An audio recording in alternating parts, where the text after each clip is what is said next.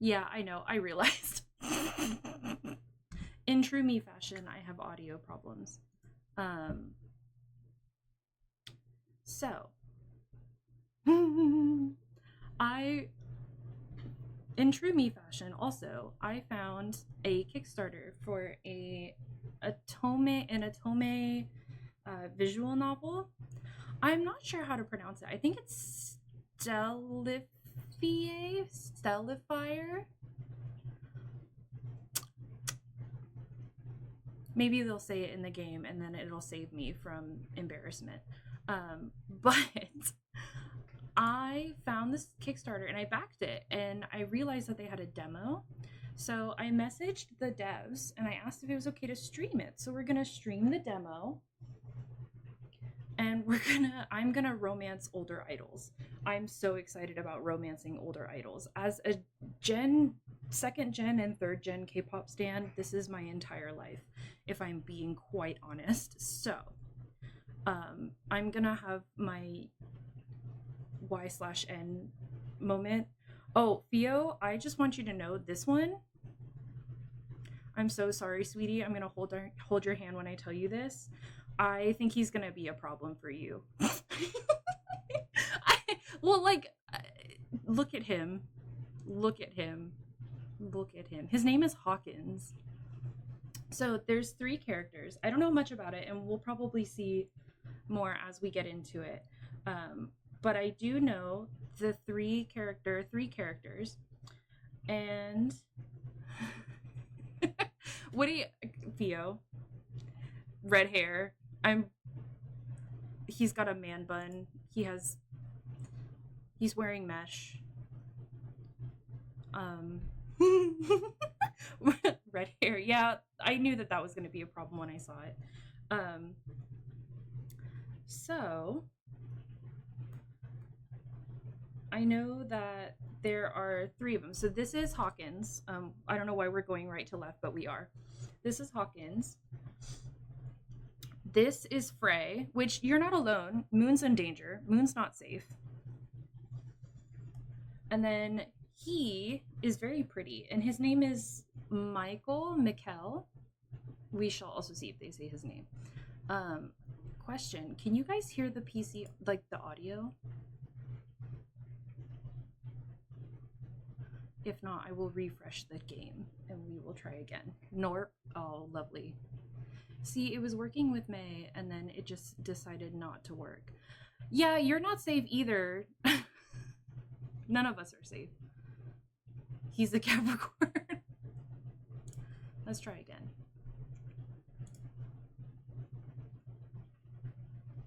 Nar. Okay, can you hear it? Is he coming here now? Finally! Oh, it's very loud. Okay.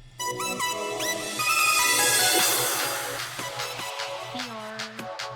How does that sound? Is that better?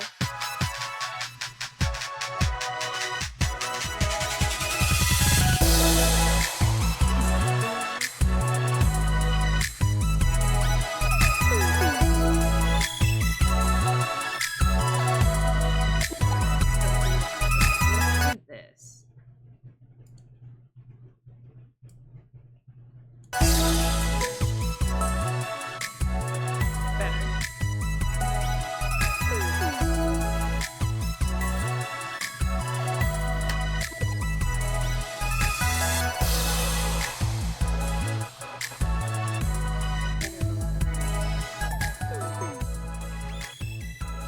Better. How bad?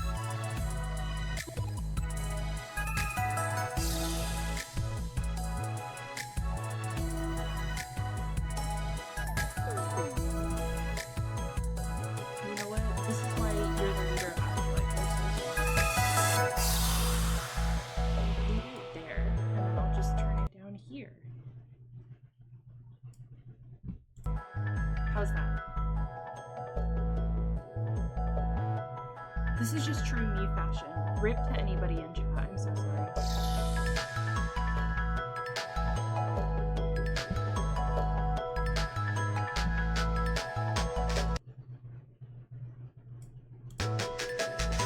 Me? I'm so quiet? How am I quiet? It's so good. I like it a lot. It's very, healing to my J-pop heart.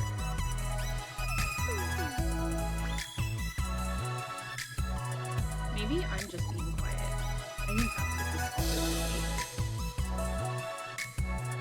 I could just be being quiet.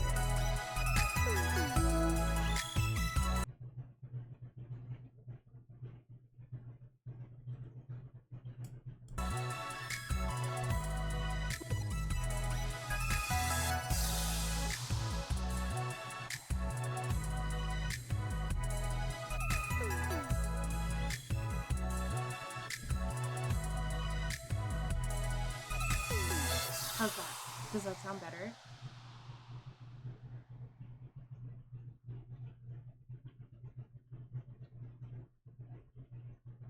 I think this is just like an ASTRALYFE thing where we just have audio problems all the time, which is fine. We can just be hit VTubing group ASTRALYFE with audio problems. Moon, you are in so much danger. I just want you to know. You probably shouldn't watch this stream. You are in so much danger, Moon Syzygy. You are in so much danger. I think all of us are, to be fair.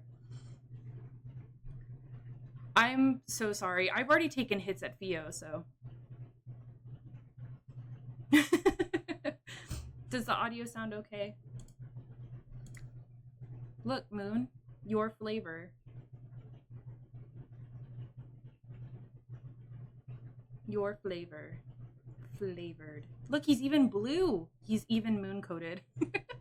He's moon-coated. This is Frey. Hi, Hermes. Okay, I'm just gonna... I'm scared to refresh it again and have to go through the whole thing again and just start over all over again. His name is Frey. He's blue. If he... yeah, he's blue. Okay.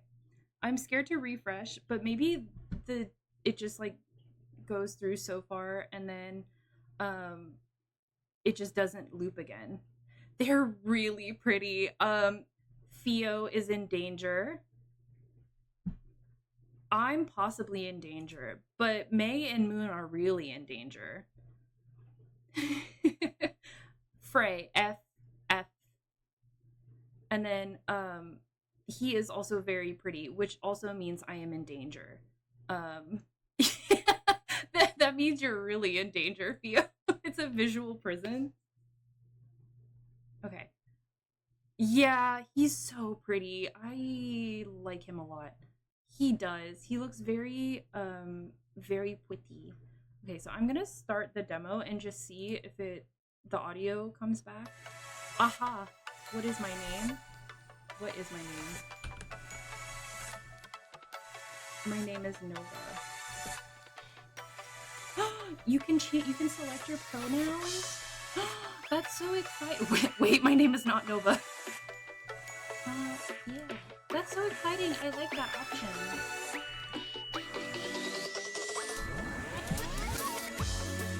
They say their name means to turn into a star.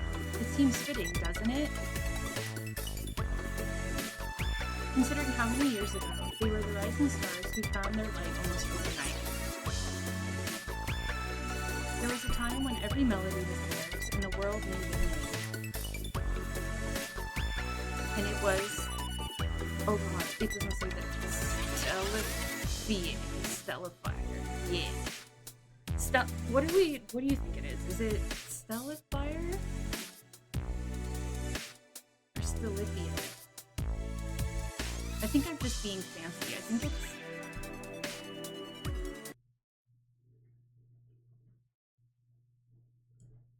How's that? Oh god, here he is.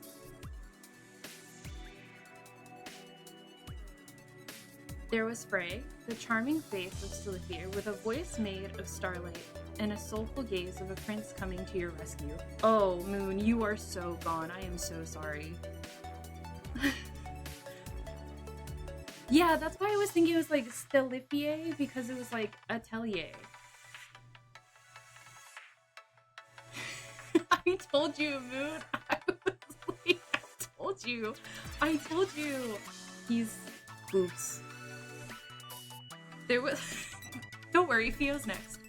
There was Hawkins, the wild heart of Stellifier, with the spirit of a fiery blaze and hurricane in those devilish hands of a musical magician. Look at him. Oh, he's so pretty.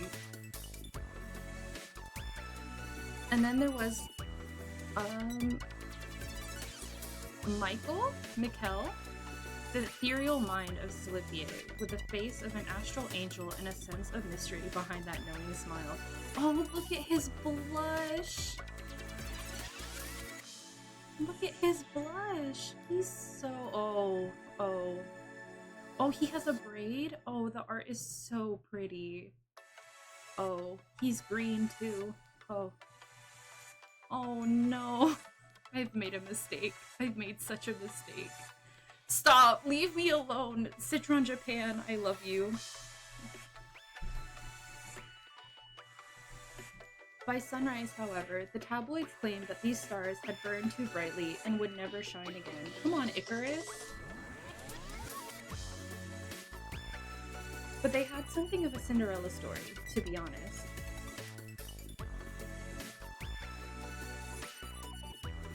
As I wait for my appointment, I watched two talk show hosts debate on the screen. For one thing, schoolboys just don't land private auditions for one of Oracle Ship's top producers.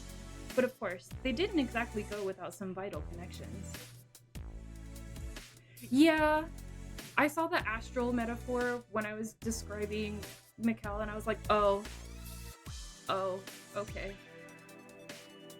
Well, sure, that's where they knew their fourth member from, right? Let's forget about the fourth member, because we really just think of the three these days. Fourth member? Uh-oh. Nobody's refuting their talent, but let's be real here. You love to see it when they rise to the top, but you hate to see it when they fall. Am I right? Yeah, fourth member. Yet, in a stunning twist, here we are now, ready to watch them seize the stage again with their newest concert plans at the Music Capri. Now, let's be honest. Could anybody have ever predicted a comeback from them? I know I didn't.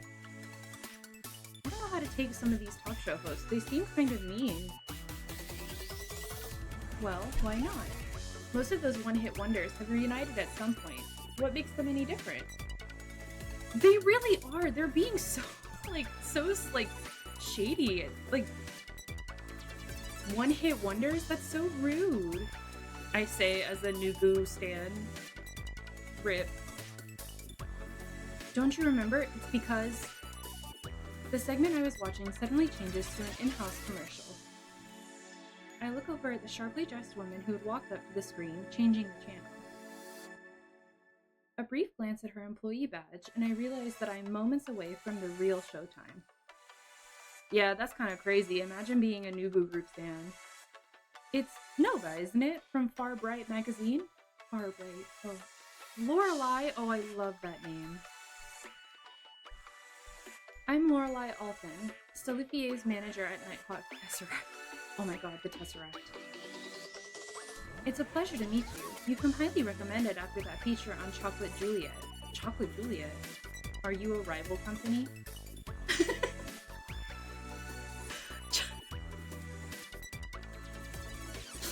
The Chocolate Juliet? I think that's a rival group. My bet is rival group. What if they're all Nighthawk Tesseract? I like it. It's kind of funky. I love Loki. I do love Loki. We were all quite impressed, especially with how Farbright covered Sabrina's journey of going solo. They are. Wait, are they like the girl group? Are they like the sister group? I'm using K-pop terms. If anybody doesn't know what that means, just let me know. Hi, Dom. Thank you for the alert. Well, that was quite a huge moment for their group. It really was. Sabrina's been working on new material lately, while her sister Erica is now co-leading Chocolate Juliet with some members. Erica. Sabrina. They have nice names. I like the names. So, people are definitely watching them. And I know the public is waiting to see what Stellifier is going to be doing as well. If you ask me, I know Stellifier will be in good hands with you. I'm sure you've done your homework on us, so we might as well cut to the chase. Oh, business. Speaking of which, I believe they should be ready for you now. Oh my god, am I getting, like, thrown right in? Do I get backstory? I stare out into the empty lobby, hoping I'll soon spot someone coming out of one of these myriad of rooms. Instead, Lorelei walks ahead and points to the end of the hall. You'll have to follow me. Now, before you meet with them, we've got some ground rules to cover. Uh-oh.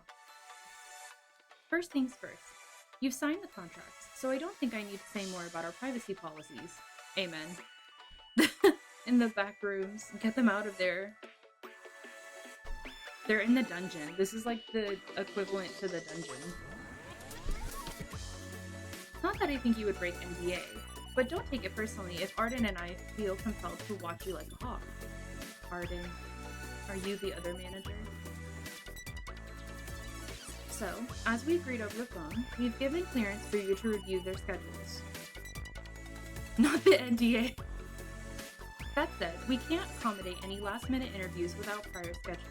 Not unless one of them decides to go missing again. What? What? Wait. We can't accommodate any last-minute interviews without prior scheduling, not unless one of them decides to go missing again. Fourth member? My bet is that somebody ran away. I'm thinking... Okay, we're gonna take bets. I'm thinking somebody had something very traumatic happen. It was me, Theo Soliday, fourth member of Stellifier. My bet is that something traumatic happened and they ran away. They ran away to try to protect the group. And that's about as far as my brain made it. Again? Yeah, again? Like clockwork, we both stopped the sound of a motorcycle roaring outside. Uh-oh, who's riding a motorcycle? I bet you... My bet's on the red one. I wait for Lorelai to lead us forward, but I can sense that she is resisting the urge to roll her eyes before she continues walking. She is tired of whoever is riding that motorcycle. And Arden insisting that all three of them were in rehearsal. Uh-oh, I was right. Hold on, when did I ever say that? To my surprise, a dashing man waits at the door with a grin. Dashing? There's an air of regalness to him, and if such princes and kings in fairy tales ever wore metal chokers and weathered denim jeans, there's an air of regalness to him. Who is Arden? I want to know, who is Arden? Who are you? A king of rock indeed. As impressed as I am, Lorelai looks ready to scold him. Arden, please don't tell me that he didn't attend rehearsal again. I bet you it's the red one. Stop, Moon. I will ban you from chat myself. I will ban you from chat.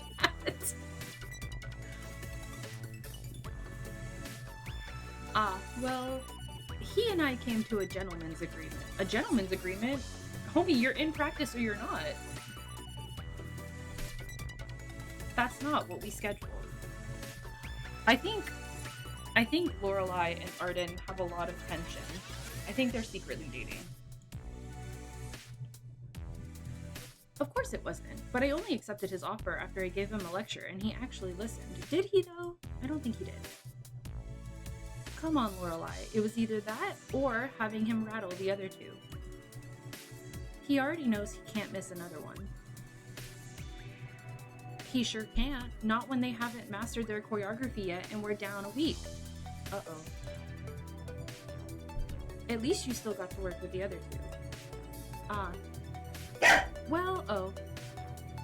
Okay, thank you. Hey, all done. Hey, we're all done.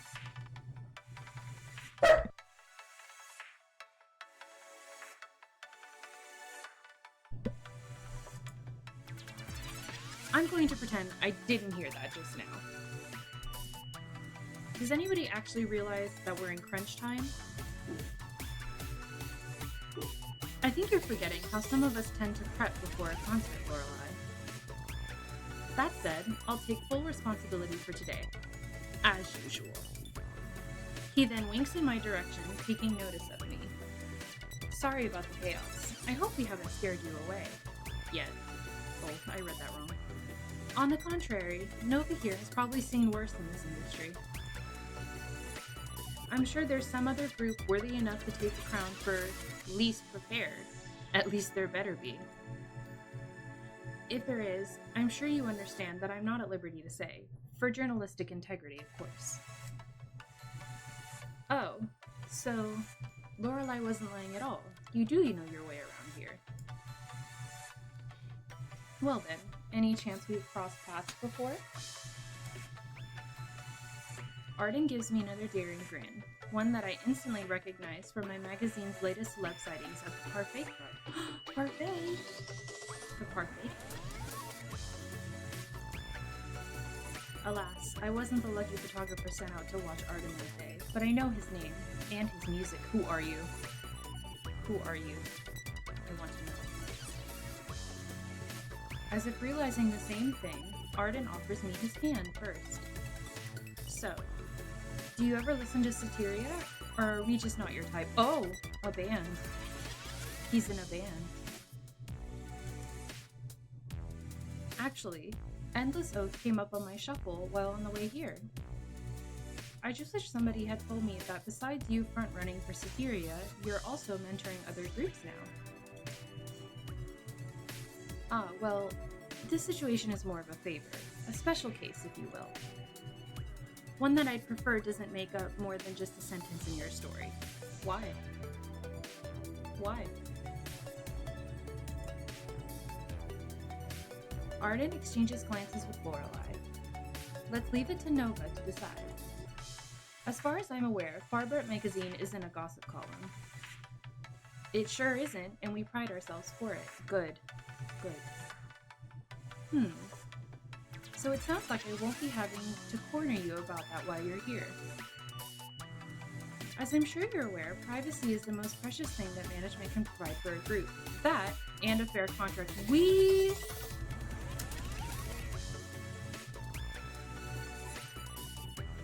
I mean, yeah, in theory, if this could be reality, that'd be great.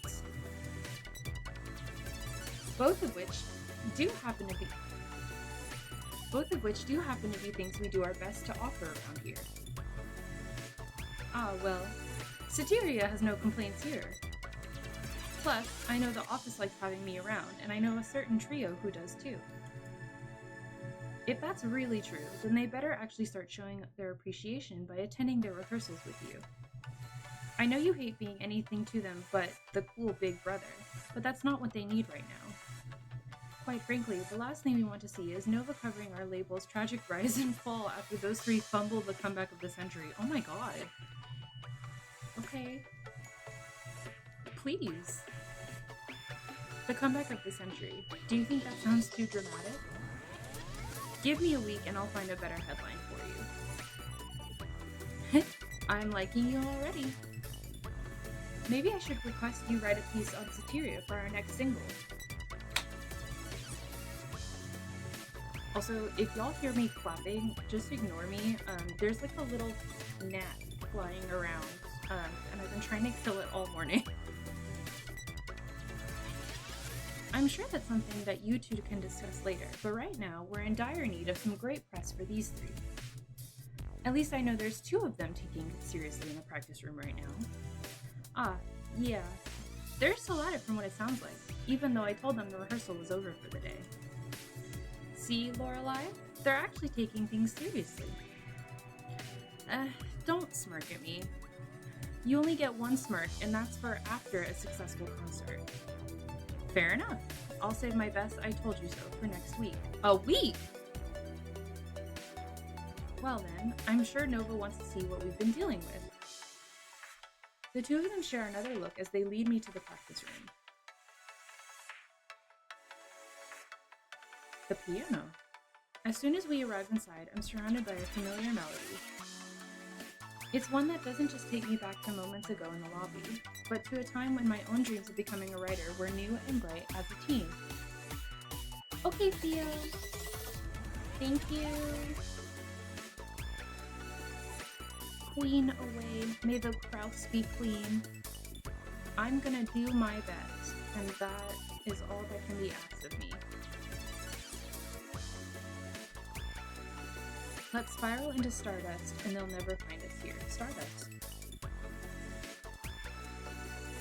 Thank you. In a paradise of our own design, with moons and rings and tears. So, here you are again, Stellifier. Frey, Hawkins, and Michael, all standing in the same order. Together, they rehearse in a line, their movements effortlessly in sync, and their vocals melding into one another. So wait, who is the guy riding the motorcycles? Is he the fourth member? But I thought he was missing. Mystery. One by one, I can recognize them from their old routines, but something's different. Sure, they still sound like the old Stellifier, as close as they used to be. But aside from how many years it's been, they clearly have been taking their rehearsals much more seriously than Lorelei had me expecting. Nobody can claim that some of those muscles on them simply grew overnight, and neither those vocal sets. Lorelei comes to watch beside me, as she remains just as silently in awe as I do. Chuckling, Arden pokes in to stand between the two of us. Am I allowed to say I told you so before the week's up now? Oh hush, they're good, but still not perfect. I also haven't forgotten that one of them wasn't there for the whole rehearsal and seemed to have snuck in just now. Oh, so who did sneak in? Now, I don't disagree with that opinion, but they're not exactly a lost cause either. I don't know how they could ever have been a lost cause to begin with.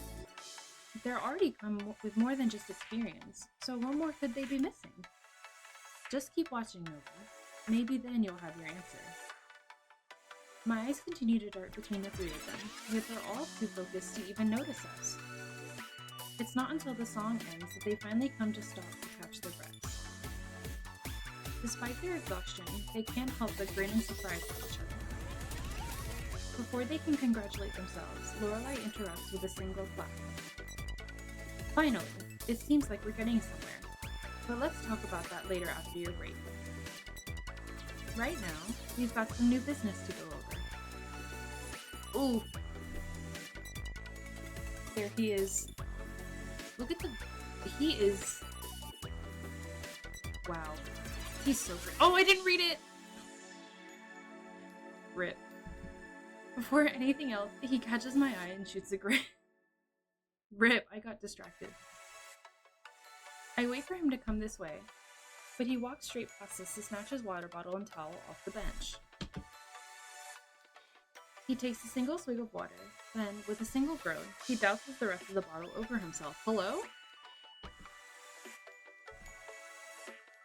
The water trickles down his face and neck as he sweeps his hair back in slow, hypnotic moves, knowing very well that both Lorelai and I are still waiting and watching. Yeah, you're just standing there while this man is just taking a bath. So much for expecting a low. His idea of greeting was giving us a full-blown show. Oh. Okay. I'm sure even Arden has something to say. Wait, where did Arden go? Before I can search for him, Hawkins finally turns back to us. So, I'm guessing Lorelai's brought you here to make me yours. Huh? What?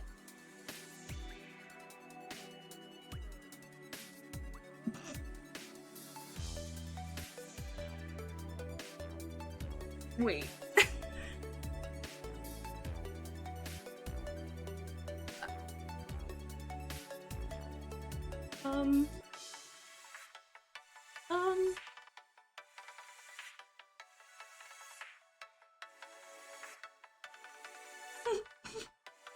Okay. I blink back in surprise as Hawkins runs the towel over his face with a chuckle. Yeah, I know!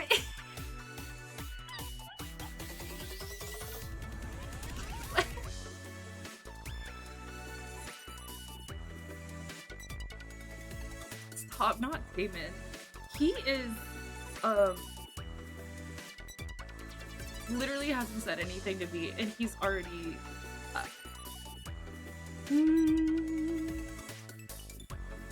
this is so, wow, okay. So it is true then, that I'm really going to be all yours? Please! I'm not built for this. I'm not built for this. I'm not built for this. Wait, okay. Not only is he Theo's flavor, he's also low-key, Sila's flavor as well. Sir, I'm saying! I literally just walked in. What? Okay. So, when's the soonest you'll want me? What?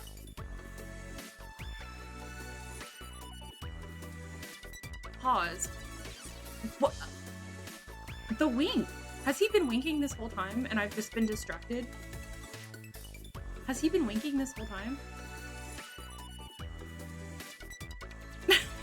Now? Now.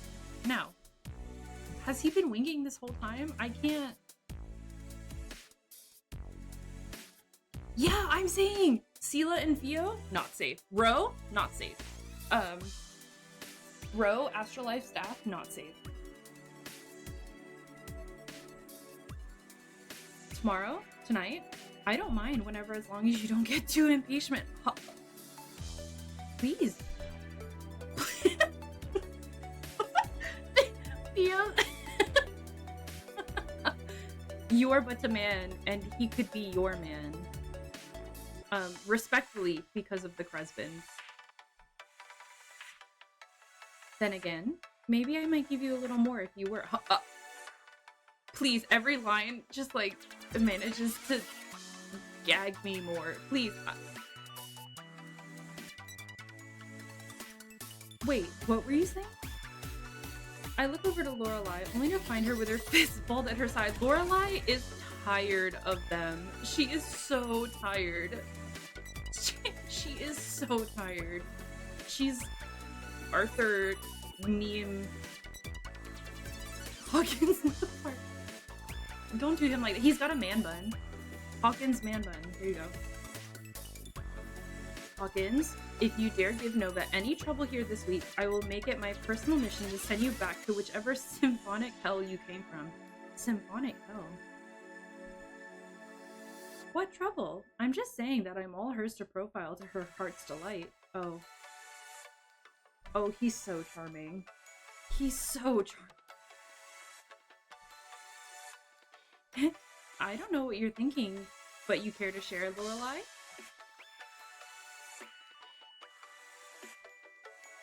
I've got my eyes on you. Don't think I don't know what you skipping... Oh god, hold on. I've got my eyes on you. Don't think I don't know about you skipping rehearsals today either. I knew it was him. I'm saying it's so bad. It's so bad. The character design is so good. I knew he skipped rehearsal. I knew just from looking at him. Ah. Well, I had errands. Errands, he says. Errands. Look at his little face. Look at him. He's just... Look at him.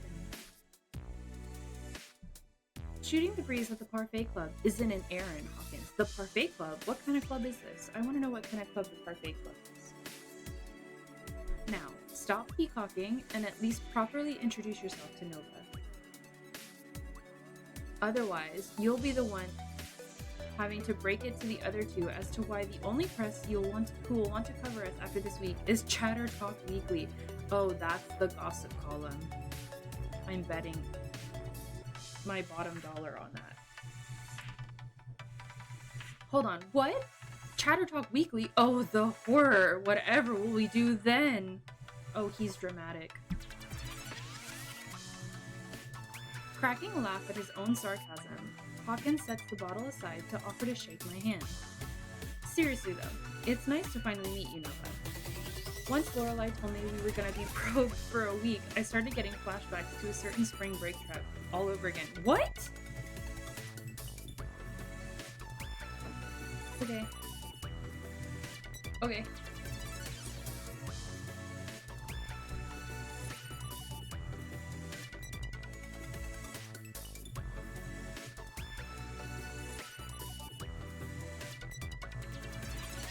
And why is that exactly? Ah, well, if you're really asking, then... He stops as soon as he notices Lorelai keeping a watchful eye, just as she promised. Well, let's just say that if you want to make that our first interview session, I'd be happy to oblige. Oh, he's winking again. Please. I will say though, Lorelai didn't do you justice by not telling us that you were smoking Don't you have some rehearsal to be making up for, Hawkins? Sure, let's go with that. Oh, he's so cute. He's just... puppy. You just keep on giving Nova the grand old horror unless she preferred letting me take her around. All of a sudden, we're interrupted by an angelic voice rising above the chatter. At the other end of the studio, Michael? I don't know, is it Michael or Mikkel?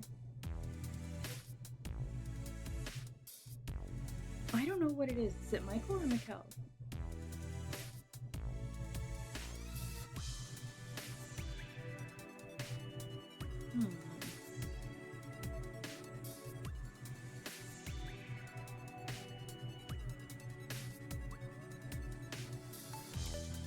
We'll go with...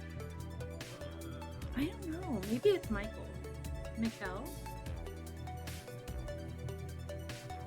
I feel like Mikkel fits the vibe better, but my English brain just wants to say Michael. Mikkel. We're going with Mikkel. At the inner end of the studio, Nicole rehearses to their and be queen. Their heart's content by serenading the wall. Come on, Monarch. Monarch. I forgot that was my follow note. Hi, O'Brien. Thank you for the follow. I'm so sorry you have to be here during this. I'm losing my mind. Hi. Mikkel. Okay, if they are they, then it's Mikkel. If they're they, then it's Mikkel. If you've been waiting for this moment, know that I won't let go. Because tonight we've become one, to ever dream, to ever stellify. Oh, that's so pretty. They are very dangerous. Wow. Even Laura...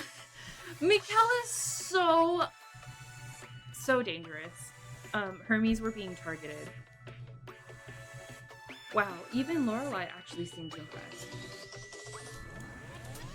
I know Mikkel's profile says they've been musically trained since childhood, but I'm sure even the wall can vouch that they've never heard a voice like that in the studio before.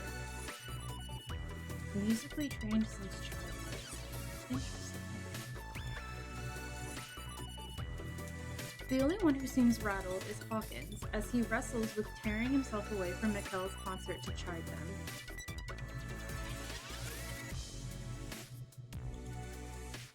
Gah! Oi! Sil, can you keep it down a little? Be nice. You're making it a little tough for me to hear myself in mid-seduction. The way he just lost all, like, credibility as a Rizzler mid-seduction. You... It's so funny. I'm anticipating him being last because I think he's the leader. And I think he's supposed to be, like, the main interest. And then everybody else is, like, a bonus. At least in my brain. At once, Mikkel stops and gives a sweeping turn. Oh, they're theatrical. Oh, I should have come by to stop you sooner from making any progress at all with our new guest. Uh-oh. Why are you blushing now? I still would have found a way. Somehow, I highly doubt that while I'm around. Why? Why do you doubt that? Why? Can I ship them together? I like them together. That's a good pairing. With a knowing chuckle of their own, Mikkel gracefully steps in between us to offer their hand. Oh, I like them a lot. I believe you must be Nova. It's a pleasure to finally meet you. Lorelai has said nothing but great things about you, but of course, I myself am already familiar with the publication's work. It's fantastic. Hold on a sec. You are? How do I not know this? And yet we all live together. Oh, Hawkins, but you do know about it. I showed you the feature Far Bright magazine made on my parents the other day, didn't I? Oh, that one. The one where they picked the photo of your mother looking extra clean that day. What? What does that mean? What does that mean? What does that mean? Extra clean that day. Be nice. Be nice.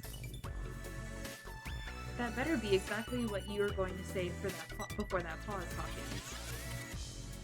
Otherwise, I'll be making you the one to clean the apartment alone for once.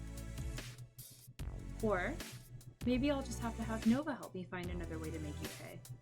Uh-oh. Smirk. Oh, they're so pretty. Mikkel shares a smile with me, hoping I'll partake in their joke. So, it really is true what they say about Mikkel's smile. I find myself staring almost longer than I should until Lorelai shoots a casual glare at Hawkins. The break is almost over, Hawkins. You're already on the hot seat as it is. so you might as well get moving. As for you, Mikkel, once rehearsal's over, there's a few notes Arden and I need for you to look over for tomorrow's press statement. Ah, I could take a look at them now. They can wait, you're on break time. The angel, never done anything wrong in their entire life. Or I could just look at them now, if you show me where, and if we can cross it off as done. Knowing that they're about to get their way, Mikkel sneaks another smile at me as they make their way towards the front door. Do you mind taking a detour with us, Nova? As I'm sure you can tell, Their Highness also has a way of testing my management style around here. Ha! No, that's just Mikkel all of the time. The only one they'll sometimes give a pass is Frey. As Hawkins mentions his name, I look around to notice that Frey isn't in sight. Where did he go? Oh. I'm looking fan art with haste. Yeah, the art is really pretty. They are so dangerous to me.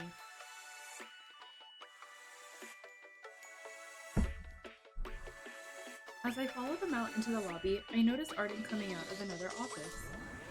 Spotting us, he briskly shuts the door behind him, but I only seem to notice it creak back open. But only I seem to notice it creak back open.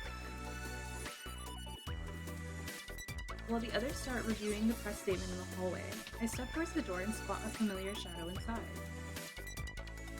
Walking closer, I see Frey hunched over a desk with papers strewn about.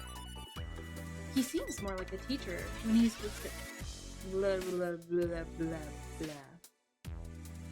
He seems more like a teacher when he's like this than a musician. Something has put him in a writing mood. Oh, he's a writer. Could he be working on their next song for after the concert? Or could it even be for the concert itself? I can tell he knows I'm close by, my curiosity preparing to meet his eyes.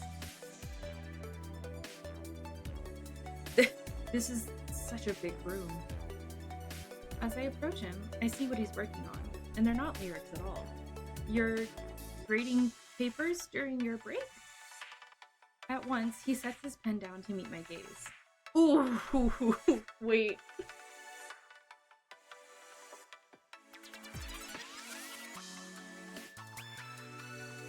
Oh, Lord. Oh, I am in so much trouble. Okay.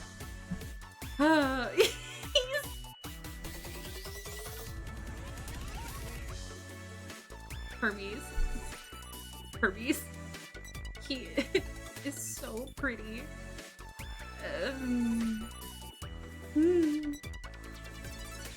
Perhaps I am, but I'm also writing lyrics if that's what you're looking for. He's so pretty. Why are they all so pretty?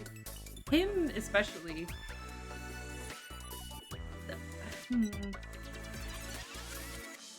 There he is! There he is, that's him! My Capricorn. He's finally your Capricorn, May. Your Capricorn is here. He casually points over to one of the strewn sheets, although I'm still fixated on the half-graded essay he's got before him. Oh, he's a professor. He's got a thigh holster. Look, he's got a thigh holster.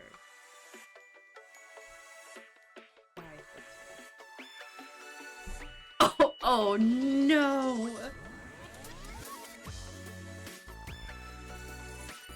Wait, I thought that you thought what? That once it came out the great Stellifier was coming back, that I quit my teaching career just like that? Oh, he is sassy.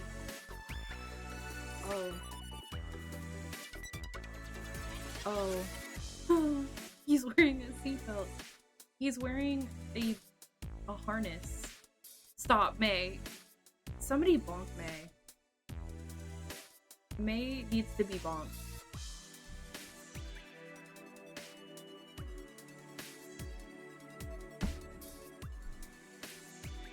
Okay, so I wasn't crazy in remembering that I read you would become an English professor at Procyon University after Stellifier disbanded.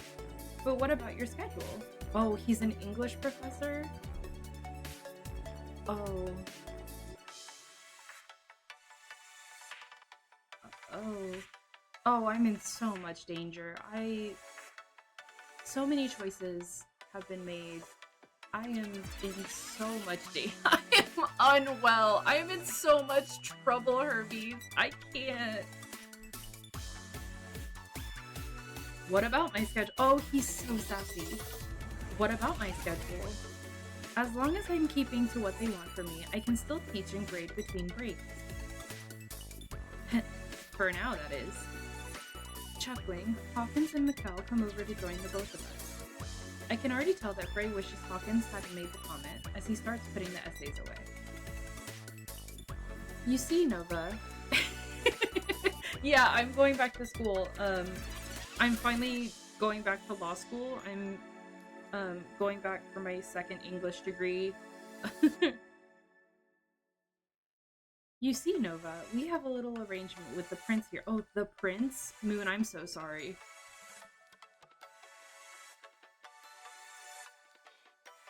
Moon Syzygy in chat specifically, I am so sorry. I'm so sorry, sweetie.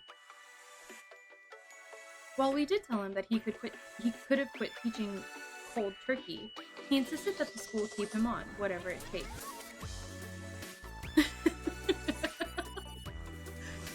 But come after the concert, and you know what that means, Prince Frey.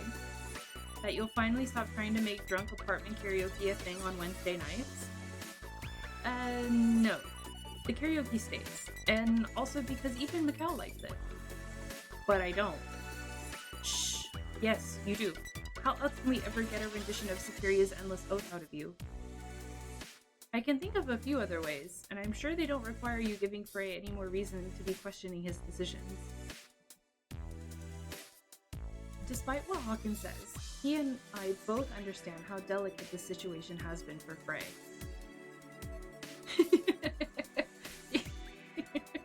Who got shuffled over?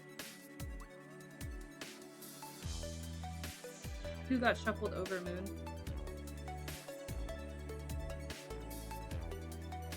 None of us exactly had this reunion in mind up until a few months ago. To be fair, you two hadn't, but I did. Oh, he cares. And I'm here, aren't I? And wait, who are you exactly? Frey looked straight at me, waiting for me to answer when Mikkel steps in. Frey, this is Nova from Far Bright Magazine.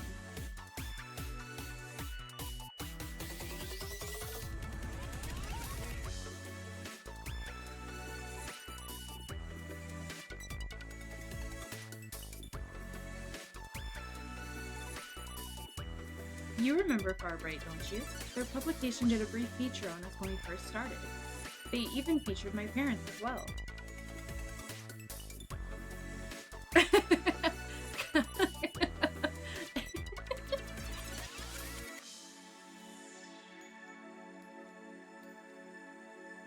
Rest in pieces, King. He just got added to the end of my line. And I'm sure they remember blah blah blah blah. And I'm sure even you remember when Lorelai said they were going to have someone shadowing us for interviews here and there throughout the week. Now, what she didn't say was what a cutie Nova was going to be. Hawkins, at least wait until later. Frey, you're just as bad as he is sometimes. Oh. Oh. Well, he already has one person telling him no, so I know better than to take that spot from you. I guess that just makes me the middleman in this situation, doesn't it? The smirk. He's smirking. Please, smirking and wink. Smirking, and then just immediately concerned. Yeah, you're in so much trouble. I'm so sorry to tell you this. You really are always in the middle. Ah, but it wasn't always like that, remember? Back when there were 4 of us. As soon as he says it, Frey pulls back in his seat. He grows quiet, even as Hawkins cracks yet another one of his casual laughs. Come on, you prince. We need you, and don't ever forget that. I need a defibrillator.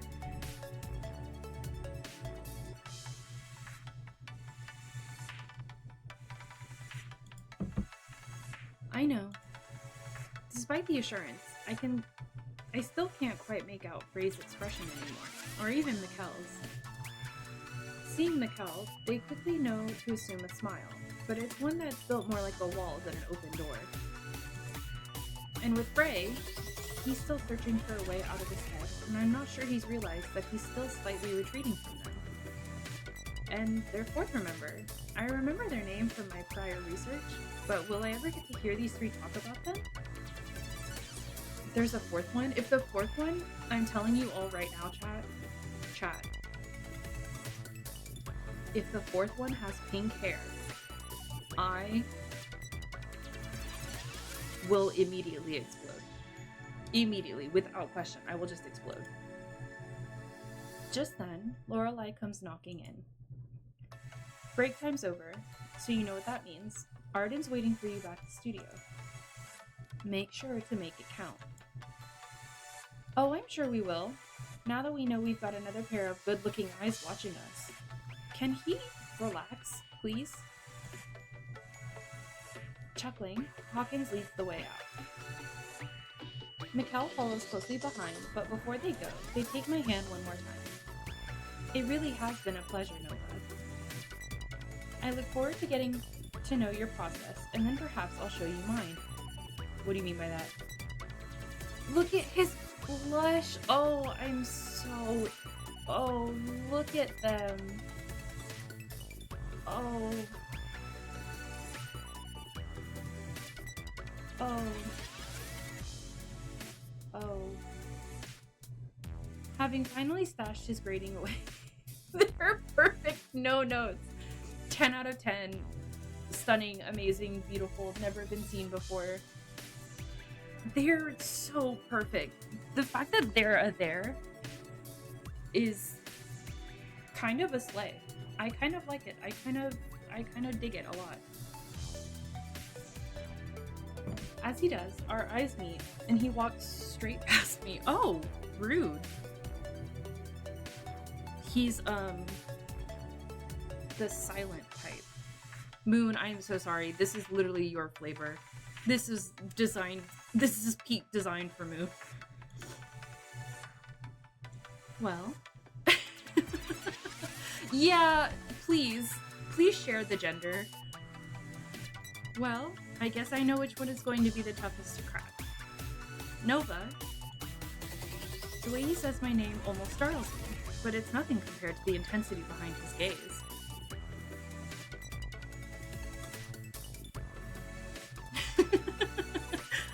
Yes, Frey? Do you like that I have an impact? What? Wait.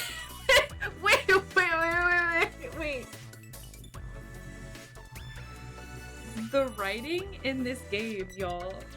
The writing is really good. The writing is really, this is like really flustering me. Like, what is happening right now? This is,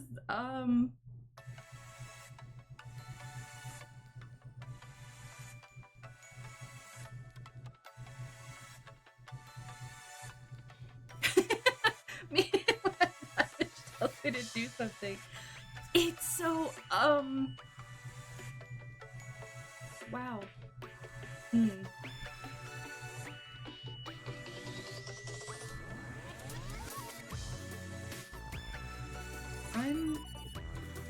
Oh my lord, this is okay. Do you like that I have an impact on you? You don't have to tell me now, even if I already know what your answer is. I think everybody in my chat needs a bonk, specifically the ASTRALYFE members. And with that, Frey simply smiles and heads back into the studio. Lost for words, I take a moment for myself before following them. So, this is how my week's really going to start. It's finally starting to make sense why Peralt said that Stellifier's management wasn't accepting just any featured stories on the group. I'm sure they've got their fair amount of interviews lined up, but they've surely never crossed my researching style before. Researching style meaning I'm going to romance the hell out of every single one of them. Yes, that is precisely what's going to happen. There's no doubt that Lorelai is going to have their schedule ready for me to look over right after this. Still,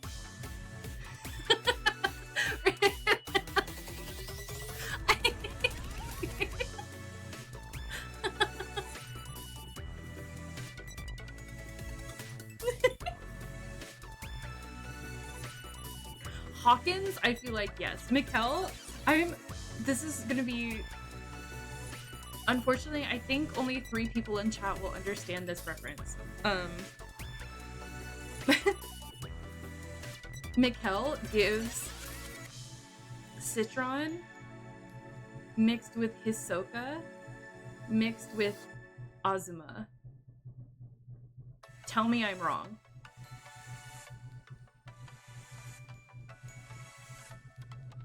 Like the 3 white-haired babies from A3.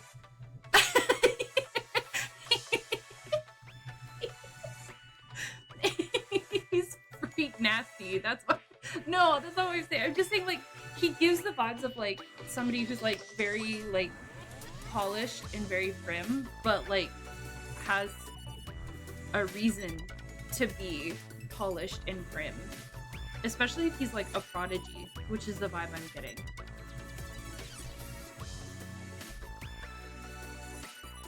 Still, who really knows what this week will bring for all of us? As a thin light reaches through the office window, I notice one of Frey's papers lying on the floor. I'm sure he's going to be needing that. As I pick it up, I can't help but start reading it, and reading on and on. Until, when I finally finish, the last 2 lines linger on my own lips. Our melting hearts will escape into celestial time, where my tears will cease your fears and will stare into the eternity, the eyes of eternity. My stardust butterfly. Oh, wait, that's really pretty. Bars. When he's a writer. Yeah, when he's a poet, hard eyes. I wonder if is he a poet and he knows it? So, let's find heaven now and together, my stardust butterfly. If he starts calling me stardust butterfly, I think I might actually sob.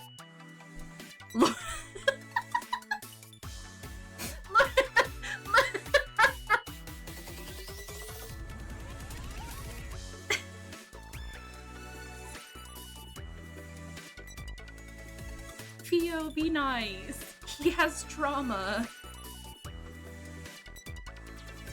Holding the lyrics tightly, I make my way back to the studio's doors as I hear them resume their rehearsal. One by one, they inspire one another with their seemingly boundless energies while taking on their solos. When they're performing, it's as if nothing else seems to matter. But still, no one's ever said why this couldn't have been the life that they've always known. I can tell that that's not even the story that Lorelai and Arden want for the world to know about Stellifier. But without the past, then what is their future now? If they're truly ready, then perhaps this is the time for the world to truly know them. But this time, I'll be the one to chronicle their quest for the stars. Oh.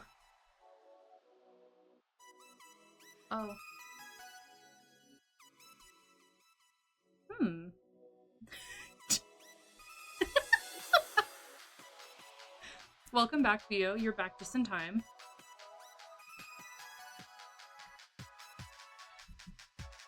Collectibles. Oh.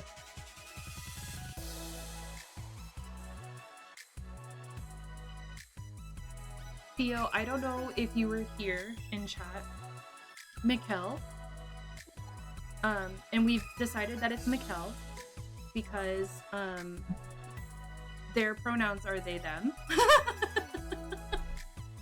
Their pronouns are they them. So we've decided it's Mikkel because I don't fully believe that a Mikkel Like a they them would be Michael. I think a they them would be Mikkel. Man.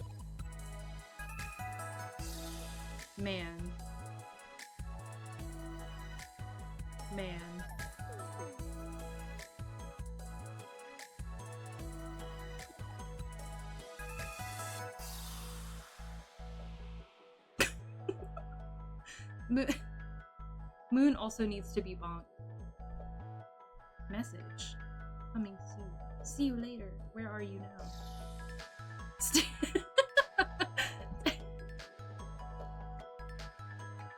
Oh.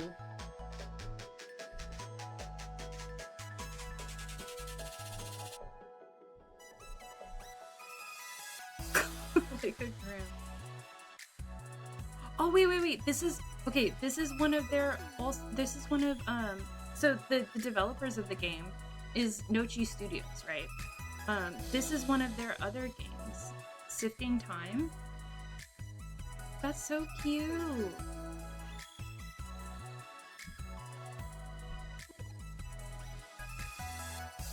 Moon, if being sat was an Olympic sport, I think you'd win like platinum. I don't think you would even win gold. I think you'd win platinum. And I say that with so much love in my heart. But yes, this is one of their other games.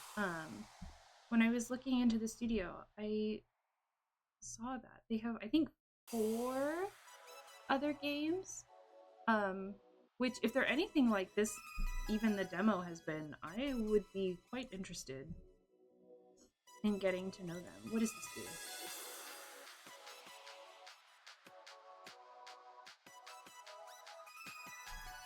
Ooh.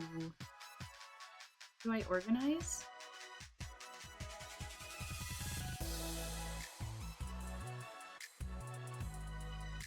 This one.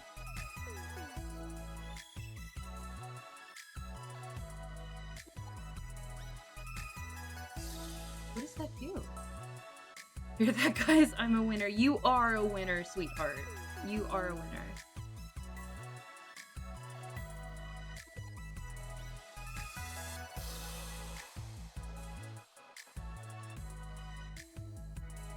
Okay, so, well, Theo, buckle up. Finally, I'm almost at the Tesseract Nighthawk offices. Lorelei has scheduled time for me to interview Hawkins, who should already be there by now. But with today's morning check-in, having run it a little later than usual, I hope I'm not late. Racing down the block, I'm just about to enter the office doors when out of nowhere, a motorcycle goes off beside me with a shattering roar. This guy, again! Whoa, my stars! He is beautiful. Without realizing it, I braced myself, my bag tucked tightly under my arm. I thought I'm out here about to be robbed, and this man is just riding his motorcycle. Until all of a sudden, a familiar cackle? Not even a chuckle, a cackle rings out. Oh, Theo!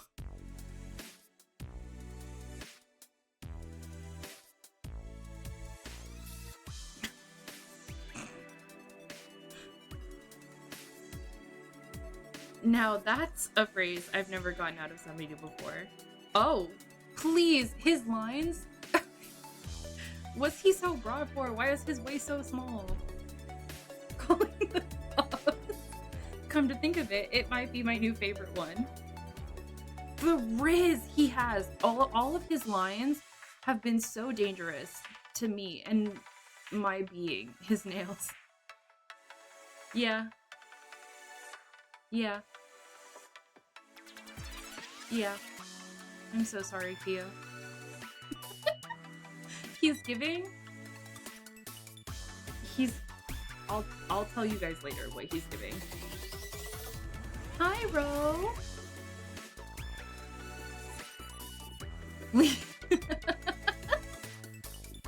Hi, Ro. Welcome in. Everybody in chat is being attacked. It's great. I'm so sorry, Ro. I'm gonna attack you when you're not even 5 minutes in. This is your flavor. This one right here. your flavor. I'm so sorry to tell you this. I'm so sorry to break your heart, but your flavor. I'm guessing most people don't mind how your motorcycle sounds like the apocalypse is coming. Oh, wait. Now that's an even better comparison for Madam. His motorcycle is named Madam. His motorcycle is named Madam. Interesting. And might I say, she loves it when you talk sweet nothings in her ear. I'm just minding my business. Bro, I'm so sorry. You have no obligation to stay if you do not want to be attacked.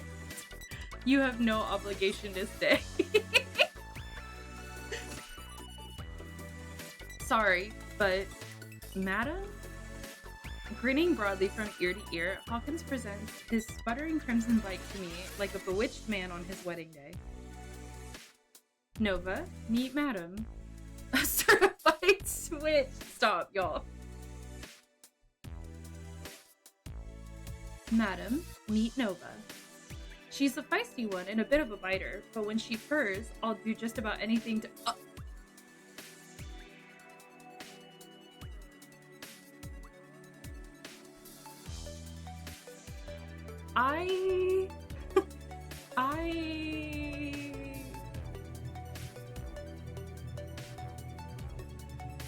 The level of charisma he has, kind of insane. This line specifically. Attention captured. Please tell me you're referring to Madam just now. Sure, let's go with that. What? You could figure it out, Theo. You could figure out what is wrong with him.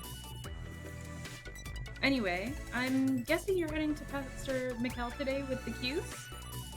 He calls questions cues. He calls questions cues. Actually, I'm here for you. Don't get my hopes up. Really, I am. As a matter of fact, I have my questions ready here for... Oh, wait a sec. The cues are for me today? Doesn't Lorelei tell you anything? She sure tells me plenty, but you'd think I remember if she said some cutie was gonna be sequestering me at this hour. How do you call questions cues and then use sequestering me in the same conversation? Duality. The duality of man. He better watch what this cutie has up her sleeve. Hey, I know that look. Sequestering. Don't give me that look. I'm not the bad guy here for Lorelei mixing up my joyriding times with my focusing hours. Is he British? Do you want him to be British, Theo? I can make him British. It was his word of the day calendar.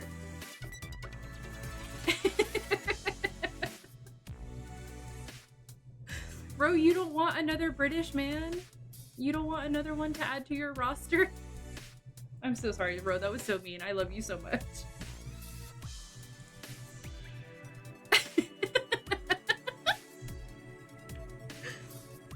Like I said, you could always go see if Mikkel has time to play with you. And heaven knows they need the playtime. Be nice. Unless... Without warning, Hawkins tosses a mint green helmet at me.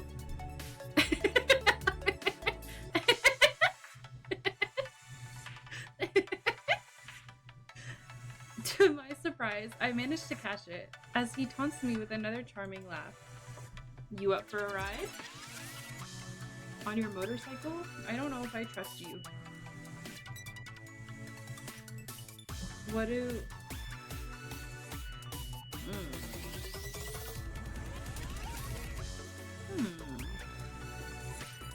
What are we feeling, chat?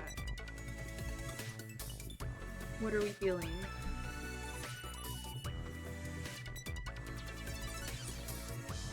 The problem that I face when it comes to games like this is that I'll play the same thing and then just go back and pick the different answers to get all the options. Go for a ride. Okay. So do we continue being sarcastic or do we be a passenger princess?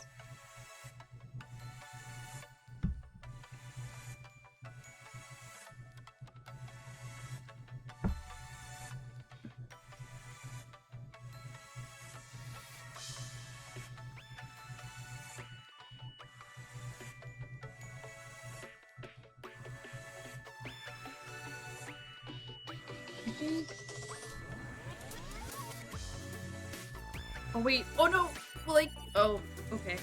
Okay. I want the pink helmet. Sarcastic, I want the pink helmet. Okay, Ro was first, so we'll go sarcastic. Staring down at the helmet, I keep waiting for Hawkins to drop the act. But seeing that look in his eye, I've never seen a more serious man at this moment, even if he is still grinning like a cat at me.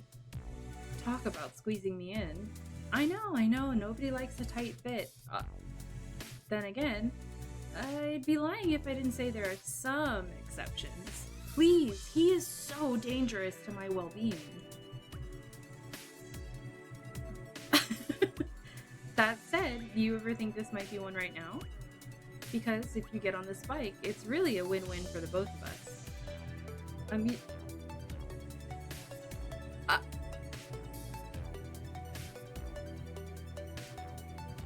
a mutual handy, as some would say. And here I thought this was just your way of trying to get me to grasp your hips just to squeeze a one-word answer out of you.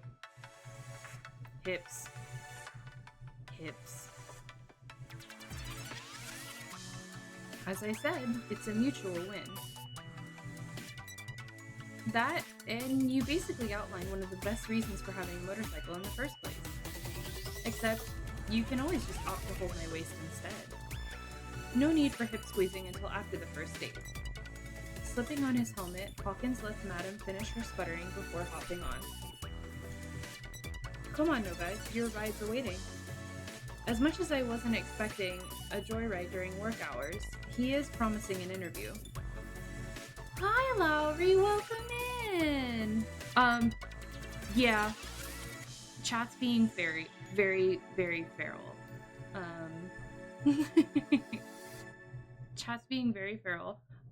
This is a visual novel Otome game about an idol group that is having a comeback. Well, we're normal for us, but now that now that oh god, Hermes, I'm so sorry you had to experience this. But I feel like that's like an initiation, right? Yeah, it's an Otome visual novel game about an idol group having a comeback. And this one is Hawkins. He's very feisty. Very feisty. Yeah, Hermes, you were looking for for fan art already. Oh god, Orion, I'm so sorry. I'm so sorry, Orion.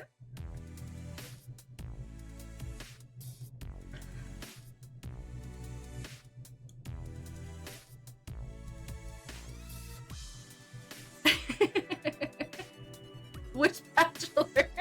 Yeah, Orion, who's your favorite so far?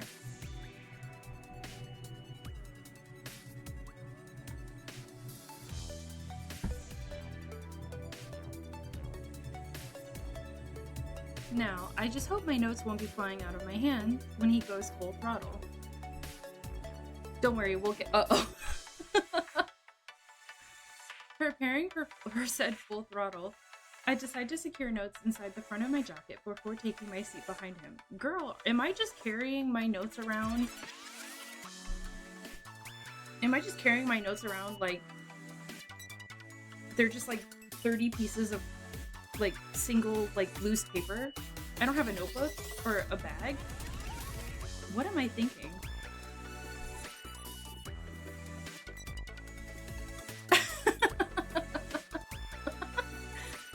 I don't even think I have a clipboard. clipboard. It said like my notes, and I'm just like shoving them in front of my jacket.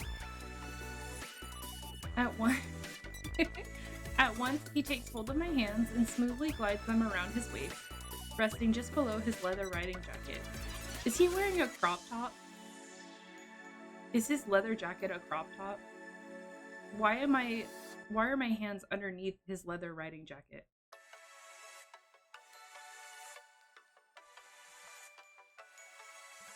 Feeling secure and snuggly now? I'm feeling something, that's for sure. Lowry, he's got like Riz. Like extreme Riz. Heh, so am I. Which is why we better get rolling. Keeping a hand over mine, Hawkins sets Madam off at full speed down the block with a battle cry. A battle cry? Yeah, woo, yeah, woo.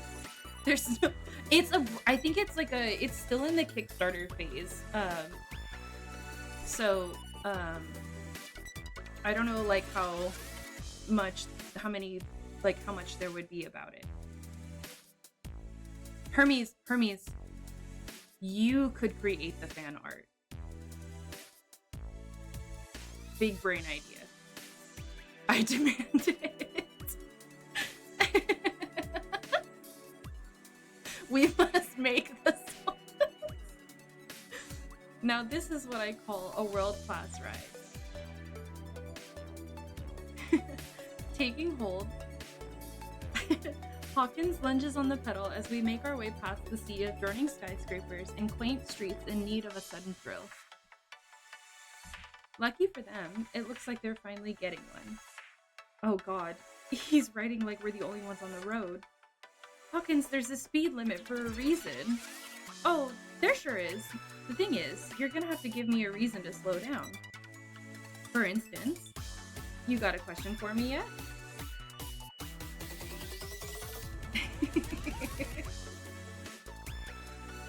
Holding on tight, I fit past the wind thrashing at my hair to catch a peek of my nose. I literally think I am just like having random sheets of paper. At this rate, if I pull them out anymore, they're just going to blow away. Well, in that case, let's wing it.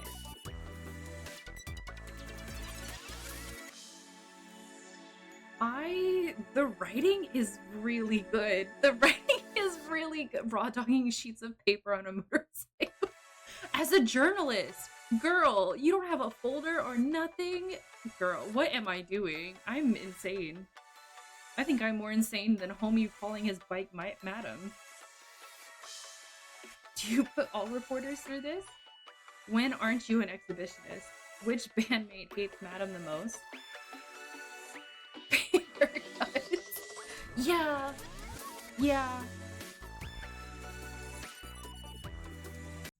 Yeah, it's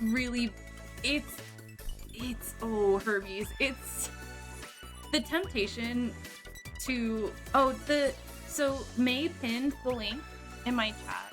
The pinned chat at the top has the Kickstarter link for it. So if anyone would like to go and observe the Kickstarter, I think there's a few more days left. I think it's like on my way right now. Say less. I think there's 4 or 5 days left.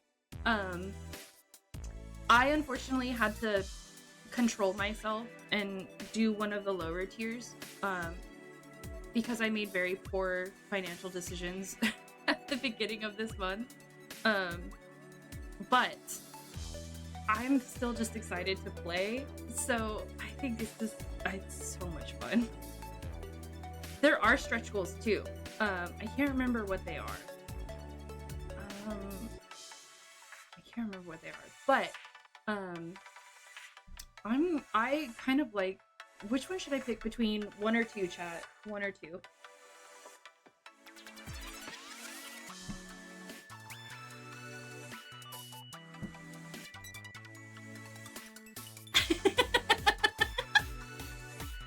Oh, Lowry, that's Mikkel. Hermes and I love Mikkel.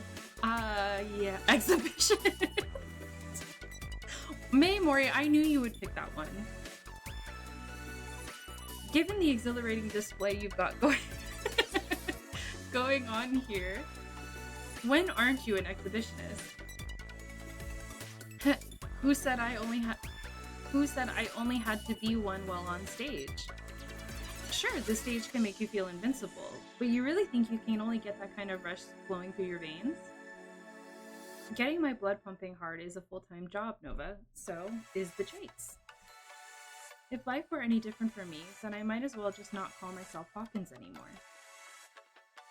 The name goes with the title, you know. Hawkins, full-time exhibitionist on stage, on the road, and most of all— why is it so spicy? Most of all, in this act, this is so spicy! This is so spicy! I would like to mention that this is like day 2 of having met this man, and like day 2 with a total of like 20 minutes tops. Like, I have not talked to this man longer than 20 minutes. This is day 2. Hey, why aren't you writing all this down? Sir, I'm on the back of your motorcycle. What do you mean, why aren't I writing this down? I think it's really good. Oh, sorry, I guess the wind dried out my pen. Sure, okay. Breaking into a laugh, Hawkins gets ready to exact his revenge. Squeezing my hand against him, he speeds up to race against the streetlight. If you're not gonna write it down, at least I've gotta make you memorize it. He's going up full throttle, swerving past cars without breaking from his target. Nothing's stopping him, not even the honking flooding in from both sides of the road. All I can do is hold on tight, my own gaze glued to the back of his head. The back of his head is ridiculous. Even if I can't see what face he's making, I just know he's grinning from ear to ear right now. A signature Hawkins, as he'd put it. Freaky Frey one-liner. Come on, alliteration. With the wind clapping at our faces, I can barely get a read of where we're speeding off to across the city. We just keep going, but to where only Hawkins seems to know. Or does he? Hawkins, you're not making us ride in circles, are you? I thought you said you wanted time for an interview. Before I can say anything, he shakes his head with a laugh. Okay, now I'm just messing with you. As a matter of fact, I do have a destination in mind, but you're just gonna have to trust me. As if knowing I was going to start again, Hawkins speeds up until the wind and engine are all that's blaring at my ears. Clearly, this is his strategy to keep me wondering until he finally decides to put on the brakes. Which, who knows when that will possibly be. Whoa! At once, Hawkins pulls up to a sidewalk with a screeching halt. His hand finally releases from mine as I can finally remove my helmet. I'd like to point out, he's been holding our hand this entire time. The whole time, he's been holding our hand. Brushing the last of my hair away, I can finally see what we've arrived at. A quaint, bookish cafe. A far cry from what I was expecting out of Hawkins. Wait, is this one of your regular spots? Come now, Nova. Multitasking king. You and I both know this place couldn't scream Hawkins if it wanted to. Now, the bar on the corner of 5th and 9th, however, is a different story. If that's the case, then why are we here? Well, because... To my surprise, Hawkins swiftly removes his helmet just as the cafe door opens.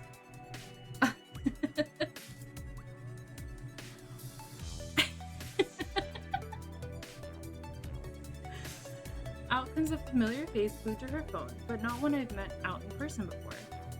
But surely I've seen her countless times across magazine spreads and music videos to recognize her alluring gaze even from behind her cap and mask. Wait a second. That's not really Sabrina, is it? The Sabrina from Chocolate Juliet. What, you don't think the Sabrina doesn't mingle with the commoners every once in a while? Make him blush. Hermes demands it. If you still think you're dreaming, then by all means feel free to pinch me. I don't want to pinch you. I wish to break it. Better yet, oi, ringlet. Oh no, I think he is British. I'm so sorry, bro.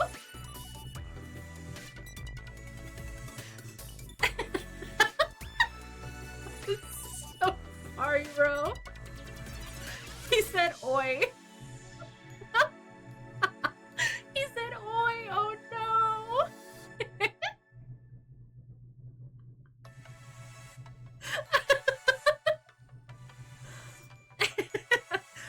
But you're also not a character in a visual novel game.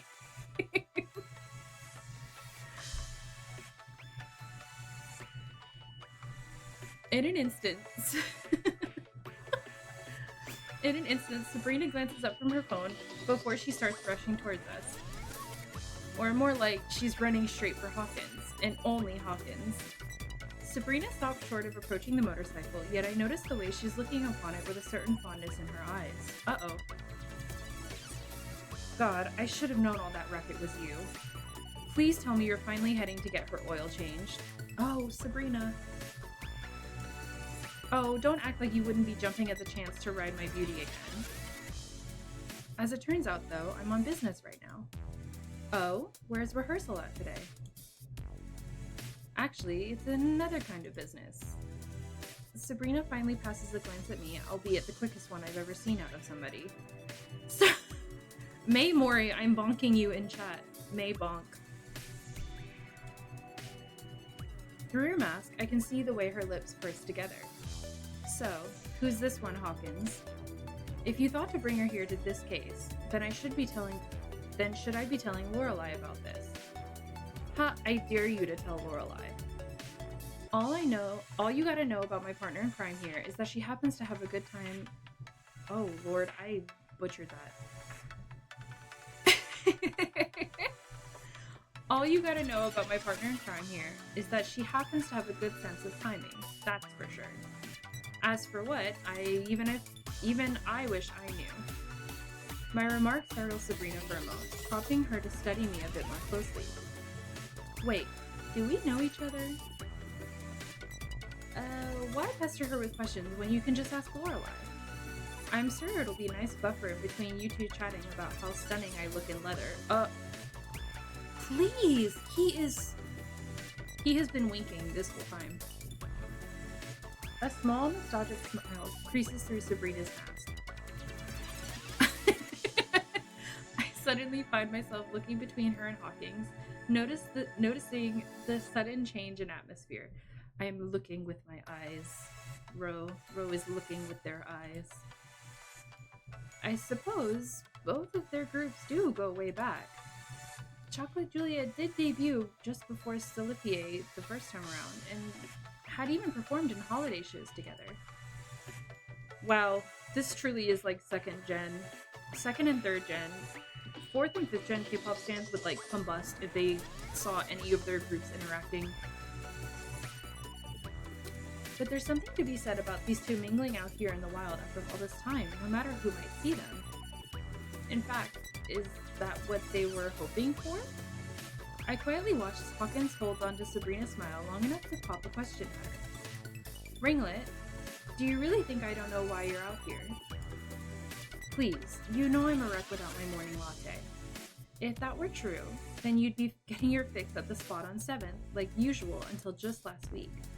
If my intel's right on the money this time, are you sure this doesn't have anything to do with this being a certain prince's favorite spot? Uh-oh. Love triangle. Wait. I'm having flashbacks to True Beauty, and I'm gonna be so upset if what happens.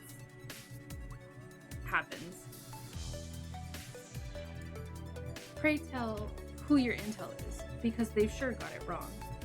I'll have you know, I've been to this cafe plenty of times before last week. My time has come. That's not what I've been hearing. So, why not let me claim my victory already and just admit the truth? Without warning, he nudges me to keep watching as Sabrina continues to teasingly shake her head at him. Nonetheless, he keeps persisting as a signature grin grows upon his face. I stopped, I'm not gonna lie, I'm gonna be fully transparent. I stopped reading True Beauty because I knew that Jukyung and Sojun were going to break up again, and I didn't like it, so I just stopped reading the webtoon. It was really bad. I just stopped reading the webtoon. I was like, nope, don't like it. Simply no. This, my dear Nova, would be the time to take notes. See, it's not. I didn't like it because Sojun. I got second lead syndrome really badly with Sojun. He was my baby boy. I loved him. Sojun is everything to me. That is, if you wanted to cover something juicy. Wait a second, what do you mean by cover? Before anything, Hawkins rolls his eye towards another familiar face strolling by in a mask and sunglasses. Not only does Sabrina perk up, but the three of us watch in awe as Frey finally goes dead in his tracks once he realizes he has an audience. Yeah, I'm a Sojun girly till the day I die. Unable to contain his laughter, Hawkins breaks the ice with a wave. Oh, Lord!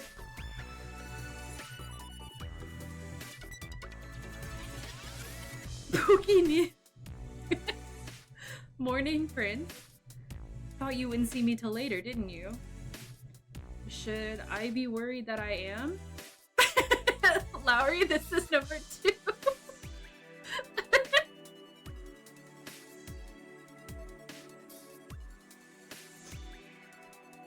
You're not about to tell me that Lorelai wants us at the studio now, are you? Wait till you see Mikkel, Lowry. I'm telling you, just wait until you see are they them queen, king and queen. No, you're good on time. I was just letting Nova in on some one-on-one time with yours truly. Well, you know, giving her some noteworthy material. Hawkins can't resist giving Sabrina a look. Fighting a glare, she tries to back away from the motorcycle, waiting for Frey to spot her. Yet to her shock, he strides past her and stops in front of me. Uh-oh. Why would you do that? That's setting me up for an enemy. Why? Okay. Hawkins, please tell me you at least lent Nova Mikkel's helmet. Because if you gave her yours, then so help me God. Relax, I know how to play it safe. You of all people should know that. Look, Hermes, he's flustered. Hermes, there he is. Hermes, there he is. He's flustered, he's blushing. For you. For you.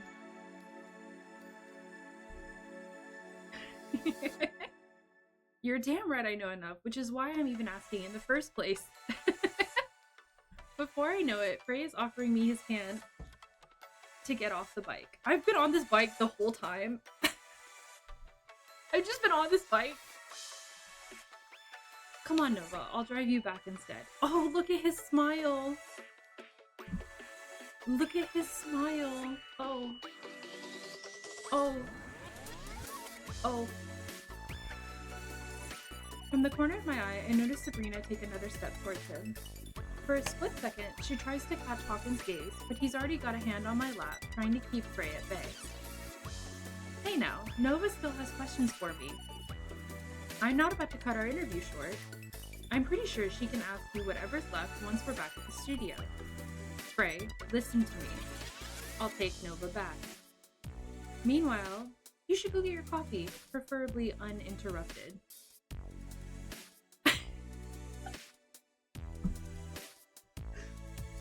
At first, Frey gives him a quizzical look until his gaze finally falls on Sabrina, who for the past minute was debating on whether to stay or make her escape. Frey did really not notice her until now.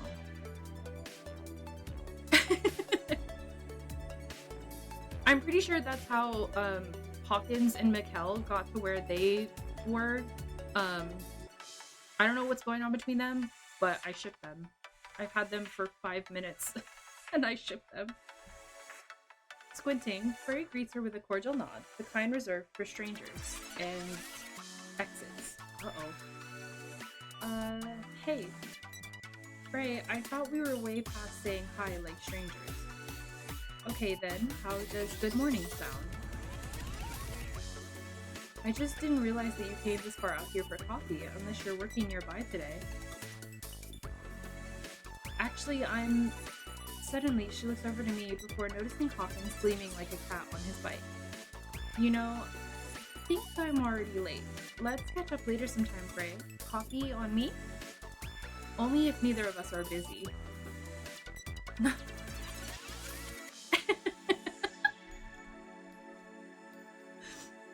Sabrina thinks it over for a moment, yet she parts before any of us can get a good look at the expression on her face. Not that I'd need to see her face to know that she might be rethinking her morning coffee routine now. Stop, why am I reading her? Please. When she disappears down the block, Hawkins gets ready to slip his helmet back on. So, tell me, Frey, what do you think's worse? Having a student find your favorite spot, or Sabrina? Please, don't start. Hermes, though, he's a professor. There's still time. There's still time. He could still have glasses as a professor. he could get them later. Talk about irony. If only she knew why you drove all this way for a latte. Heaven forbid she ever tries to claim the Parfait Club, but at least the owners and I go way back. Makes you wonder if I should start buddying up with the cafe owner here to let you sip your lattes in peace. Really, it's fine. She can come this way if she wants, but... Before losing himself in thought, Frey turns back to me. Are you sure you don't want me to drive you back, Nova? Hey now, I already told you, I've got it covered. I'll bring her back safe and sound to the studio. So, you'll actually stop for red lights. I need you to swear to me, Hawkins. It's bad enough that I'm always late to offering Mikkel a ride back instead of taking that death trap of yours. Aw, come on, you know you love my death trap. But if it makes you feel better, I'll do what I must to bring our dear reporter back in one piece. Although in 2 pieces should still be acceptable. What? Please, he is so spacey. 1 piece, Hawkins. 1 piece. 1 piece. 1 piece mentioned. 1 piece real. Fine, you have my word. We'll be seeing you soon then. 1 piece mentioned. While nodding back, it wasn't enough to stop Frey from checking the bike over one more time as I slipped my helmet back on. As Hawkins revs up the engine, Frey leans in to whisper in my ear. That was wrong, but we're going with it. Promise me you'll tell me if he goes over the speed limit. No. Oh, wait, actually?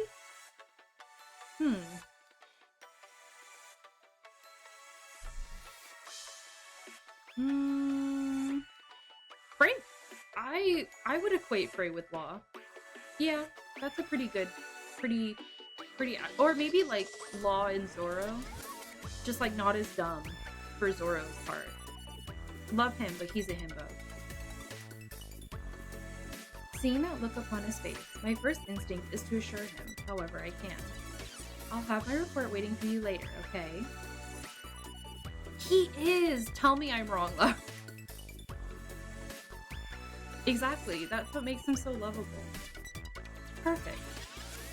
With that, he steps aside as the bike starts moving, and in the blink of an eye, we're back chasing the cityscape. As soon as we're out of range, Hawkins is quick to gain speed. Only this time, I notice his boots twitching against the brakes. So, you do know how to follow the rules. Every now and then, I can be a reasonable man. I only went at the speed of light for you earlier because you seemed in a dire need of a morning thrill. We're sandwiched. And you thought that thrill would include exposing me that the former leader of Chocolate Juliet has been lurking around for Frey? Well, that was a bonus revelation. I've gotta admit though, it sounds like you picked up on it much faster than the prince did. Then again, he was rather fast in trying to get you out of my clutches. He was practically trying to scale up to rescue you from that tower, huh? First of all, I'm not taking May's answer for this one. May is forbidden for answering because I know which one she would pick.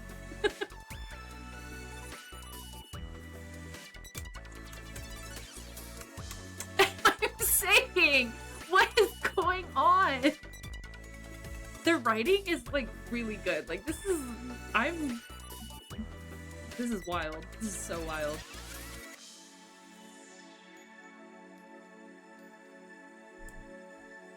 Yet here I am, trapped with you. Does this make you the dragon? Rebranding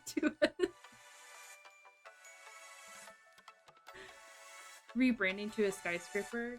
Wow, I love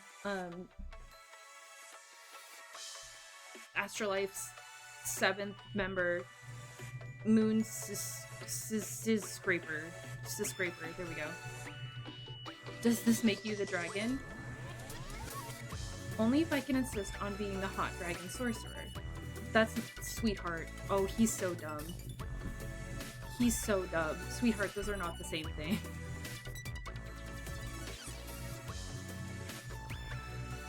Fine then, that's exactly what you are. To my surprise, an unfamiliar silence befalls us, as Hawkins keeps his eyes solely on the red light, taking its time to turn green. Did I say something wrong just now? I debate for a few moments on what to say, until finally I settle on tightening my arms around his waist. At once, Hawkins breaks his focus to glance back at me momentarily, just long enough to let me catch sight of his curling smile. I guess I really am a sorcerer, huh? I have to be one to have corrupted you into thinking that I'm one of the good guys. Uh-oh. Uh-oh.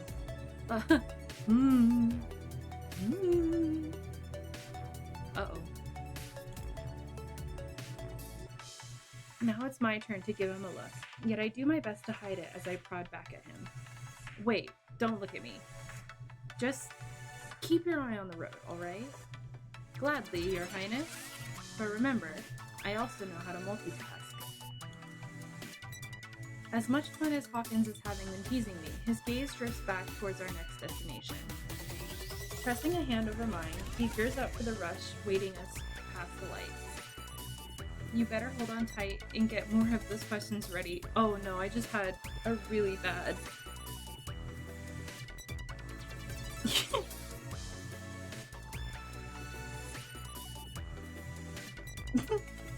Better hold on tight, spider monkey. Because now I'm about to show you a real thrill. Oh. I'm so sorry, Hermes. I'm so sorry.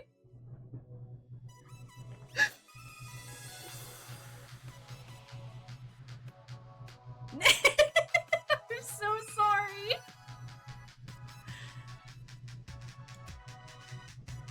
Oh, so you play...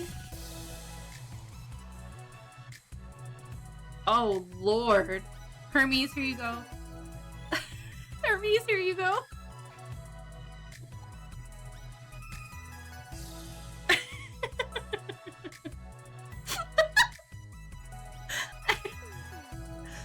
Hi, Loppy. Welcome in. We are, losing our minds. Just not tabbing you out of Twitch. So, Loppy, this is Hawkins. He's one of our 3, possibly 4 main leads, but 3 for now.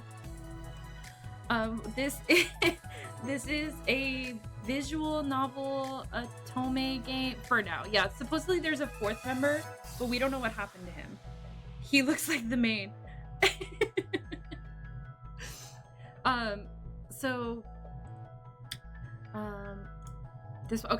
This is Stellifier. This is the idol group.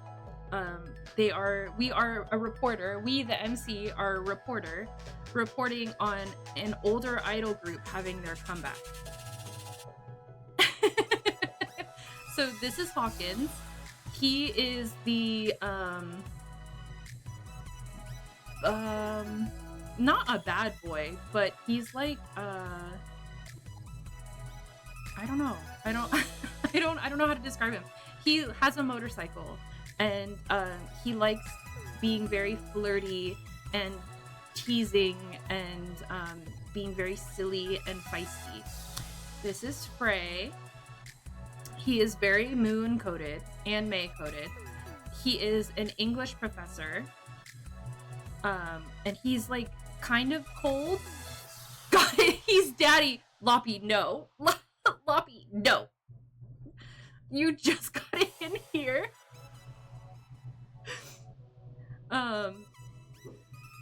This is this is Frey.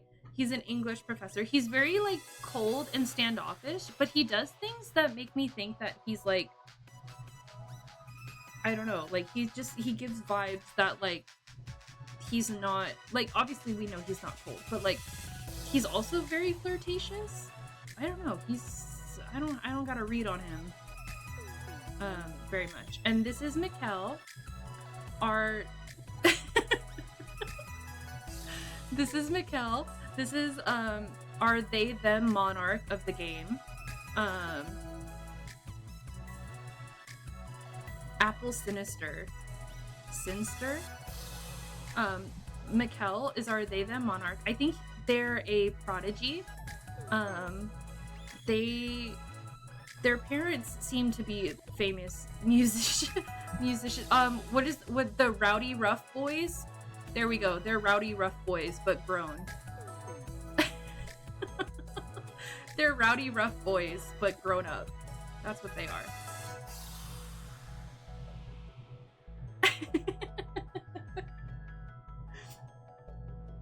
Shirtless scenes.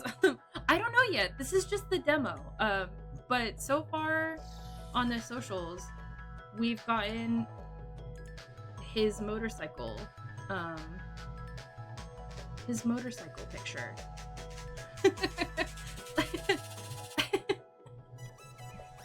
Butch mentioned, yeah, for you, Moon. Oh, and this is coming soon, so we can't message them yet.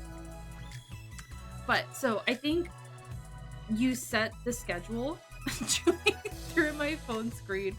You set the schedule. So, like, the first one was the interview. I selected a daytime activity.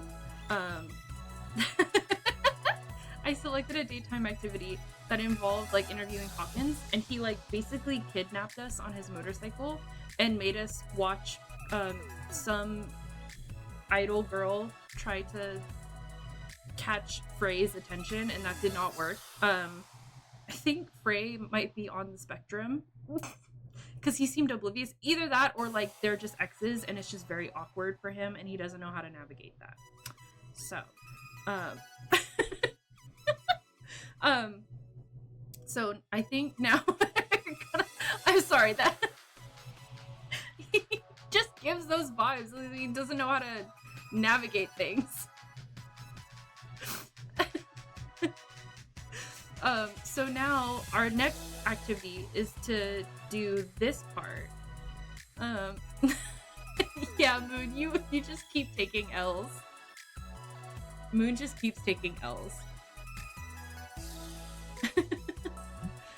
So now we'll play the nighttime thingy that we set for the schedule today. It'll probably be a lot of Frey. With interviews done for today, I'm getting ready for the long commute home again. I'm just double checking if I have everything before I go. Manifesting Frey glasses. For Hermes, we're manifesting Frey glasses. So, let's see. I've got my notes, my phone, my coat. Wait, what's in this pocket? Oh, it's the key to one of the meeting rooms. Lorelai let me take one just in case I couldn't find an open space for my interviews. I'm just glad I didn't leave this place with them. Looking around, I'm half expecting to find Lorelai still around. Cozy clothes and glasses. But to my surprise, she must have already headed out for the day. I should probably just leave this somewhere visible for her. Girl, isn't there a front desk? Can't we just leave it at the lobby? With the key tight in my pocket, I head to the studio hoping it'll still be open. To my surprise, the place is far from empty tonight. Stop, May, stop with the gray sweatpants. Somebody bonk May again. In fact, I hear voices. Hey, Frey, are you sure that's all we have in the cabinet? All I could find were the plomosets left over from last year.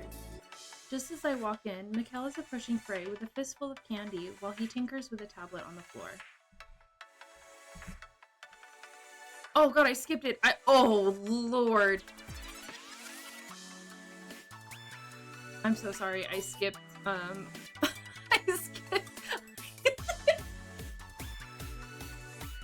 I skipped the dialogue. I didn't read what it said. Oh no. My reading skills are failing me. I think I'm feverish.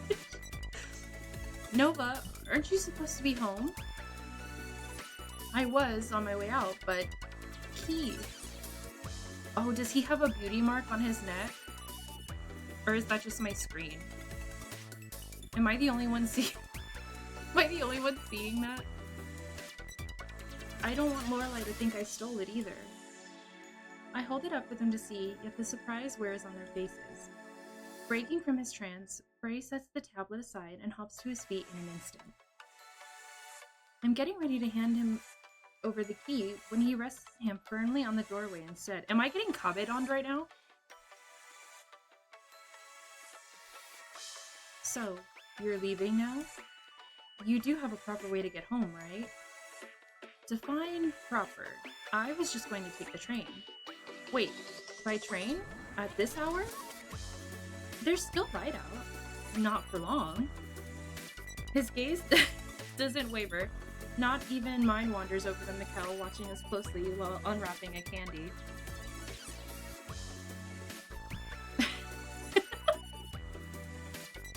Oh, Ryan, is Mikkel yours? Is that the one that got you? Is Mikkel yours? How about Mikkel and I take you back instead? And what, ruin your movie night? I know a marathon when I see it. Suddenly, they both share a chuckle, almost as if they had rehearsed it. So you think that's what's going on here? Oh, does he have two beauty marks? One on his neck and one on his clavicle? Alright. He has two beauty marks. He has one right here on his clavicle and one right there on their neck. Pretty. If it is, then I'm fully advocating for you to take a seat down and have a look. I'm sure Frey would quite appreciate it as well. Mikkel, you just offered that we take her back, didn't you? You're always simply the paragon of hospitality. To my surprise, Frey bares his teeth slightly at them before going into his side. Oh, he's snarling. He takes a step aside, leaving me just enough room to pass beside him. Pick whatever seat you'd like. I don't have to stay here if it's an issue. In fact, are you two even allowed to be here? You shouldn't have to worry about those things, you know. Nighthawk doesn't ask questions if we need to stay late to work here. And since you're now waiting for us to take you back, you might as well take a seat. In fact, take mine. It's closest to the screen. That's smart. He knows what he's doing. Oh, there he goes. Oh. As I contemplate my exit, Frey leans in with a whisper. Well, aren't you going to take that seat now?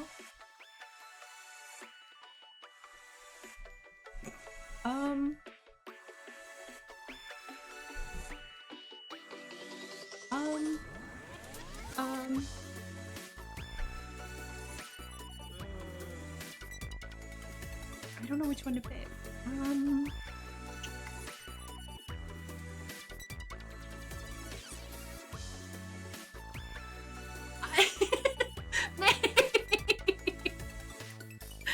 For my next trip.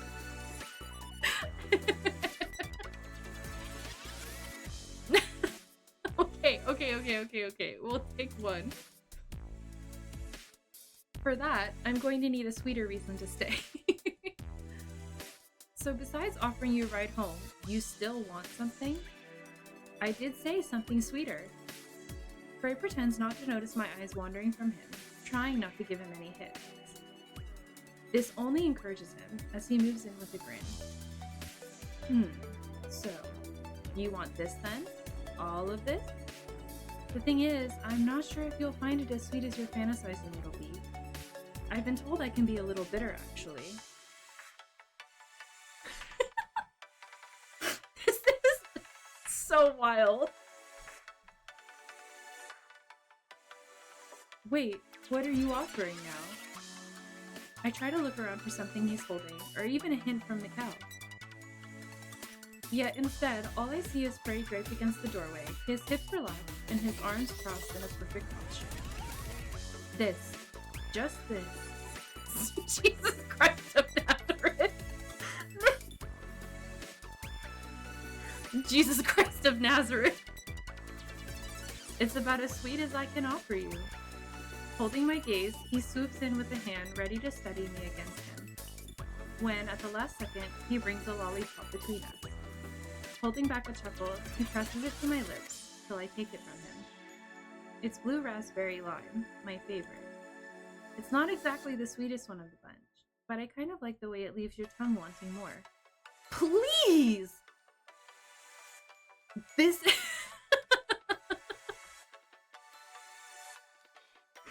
This is so wild. I am having such a great time.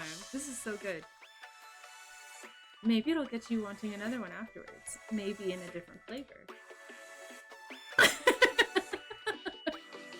Or maybe I'll just want more of the blue raspberry. If only. Frey finally lets me settle into my spot as he goes to shut the door. From the corner of my eye, I can see that he's still grinning to himself. But before I can say anything, Mikkel inches towards the tablet. He's an iPad. Oh, he's blushing, Hermes. Look, he's blushing. Pretty baby. So, now that you're here, shall I get it started? There's no turning back now.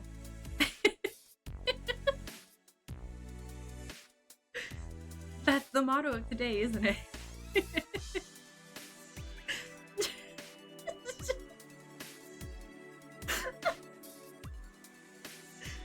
Sharing a chuckle, Mikkel finally presses play.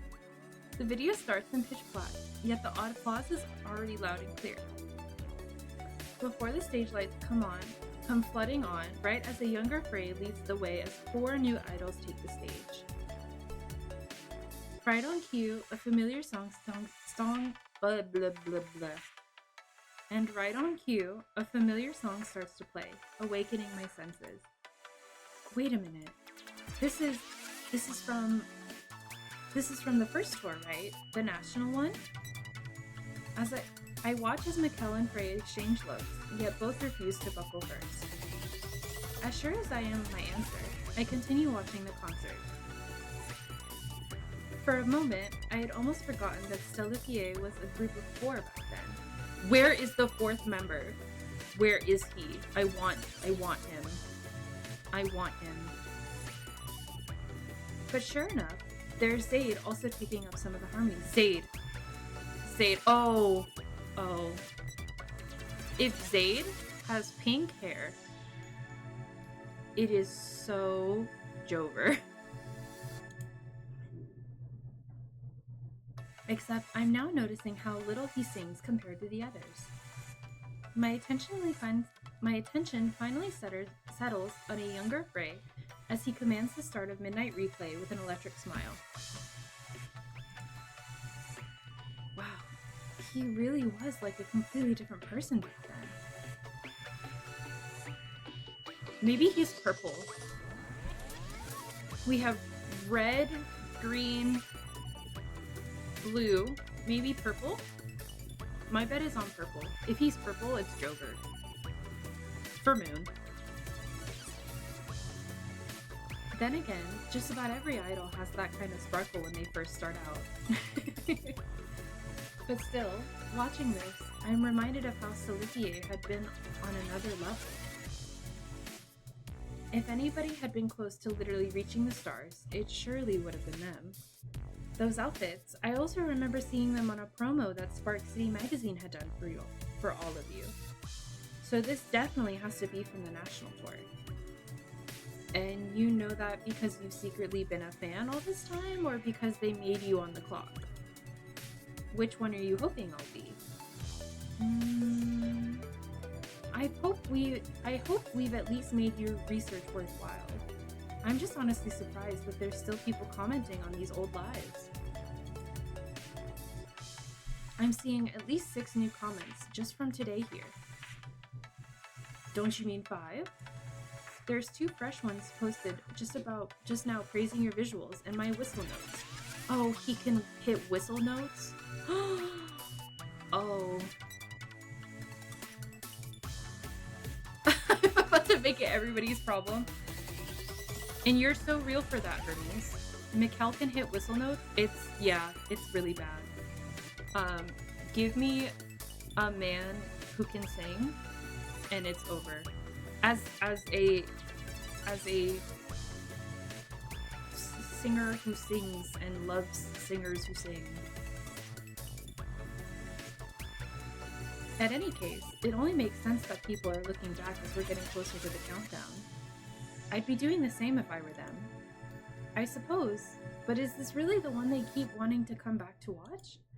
No matter what anybody says, everything about that night was a mess. Well, it was the only one... Blah, blah, blah, blah, blah. Well, it was the one where they had both you and Hawkins placed as far apart as possible. Why? Why do they have to be separated? Why do they have to be separated? Yeah, his, sweetie, you're gonna get cold.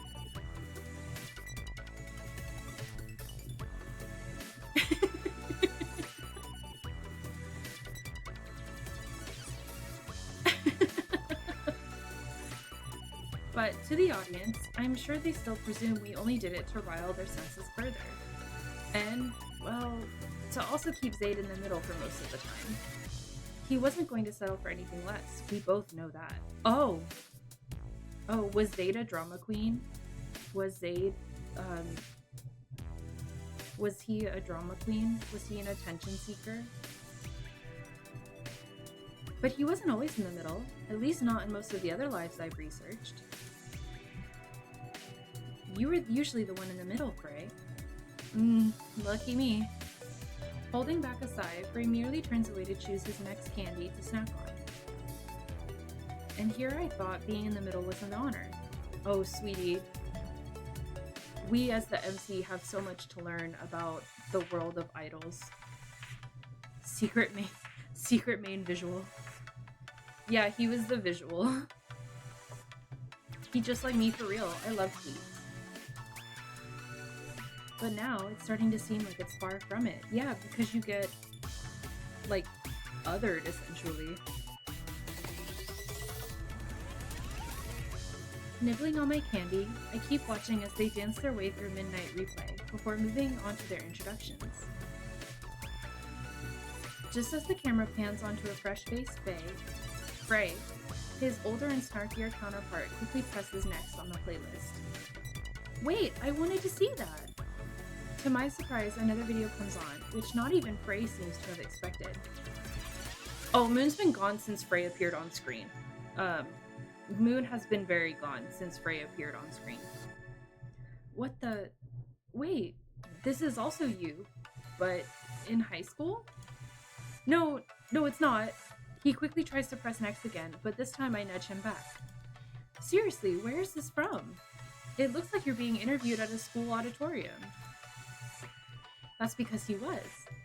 Mikkel's giggling interrupts the both of us before prompting us back to watch the video. If you watch closely, you can see the front gate to the school from the window. I'm surprised someone thought to upload this one from the bonus disc. School Frey.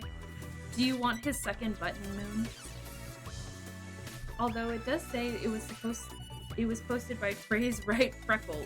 Freckle? He has a freckle? so maybe we shouldn't be too shocked. Freckle, where's your freckle? Is it on your cheek? Is that your freckle? Freckle. Still, we don't have to watch it. Why not? This is valuable information. You can you can say what it really is, Nova, a true relic of the simpler time.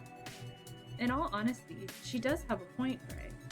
It should be required viewing to watch you describe the part of being Stellifier as stellifying while in a Saint Galileo's uniform. Oh my gosh, Galileo mentioned. I had to be about a junior back then. I'm also pretty sure this was the first interview we had ever even had. I'm sure you're quite right about that. Look at you, so shy. Oh my gosh, he's blushing again. They're blushing. Look at them. Look at them go. Look. Ooh, shoo, shoo, shoo, shoo, shoo. The three of us fall silent as the interview starts off with a close-up shot of an even fresher-faced Frey in his winter uniform. Oh, winter. He's wearing a sweater vest. I can't help but notice the way he squirms in his seat and tugs on his collar each time the interviewer turns to him. He looks like he's planning his escape. To be fair, he seems to be no different than how he's looking right now. So, tell us about the experience. What's it like knowing that you won't just be performing for the next school talent show, but at a sold out arena? Oh, slay. Well, wait, has it really sold out? They didn't tell you? I wouldn't be asking if I knew, but I guess... Wow. That's amazing. It's stellifying. Oh, he's so corny. Oh, sorry. That's all I can think about. I thought I wasn't going to find out until next week about it. Chewing on a candy, Mikkel leans in towards Frey. They really took you by surprise with that one, didn't they? I'm still convinced they withheld the news just to get my reaction live. How very oracle of them. Wait, when did you find out? The same as when Hawkins and Zayd did from the Oracle, before this interview. Usually I'd chide you for thinking conspiracies, but I feel like I ought to let you have this one. Now that's very non-Oracle of you. As much as I'm enjoying younger Frey's genuine wonder, my heart sinks a little watching today's Frey try to glance away from the screen. And himself. If he were just embarrassed, looking away would be just enough. But this time, it doesn't seem to be, nor does it seem fair that it would.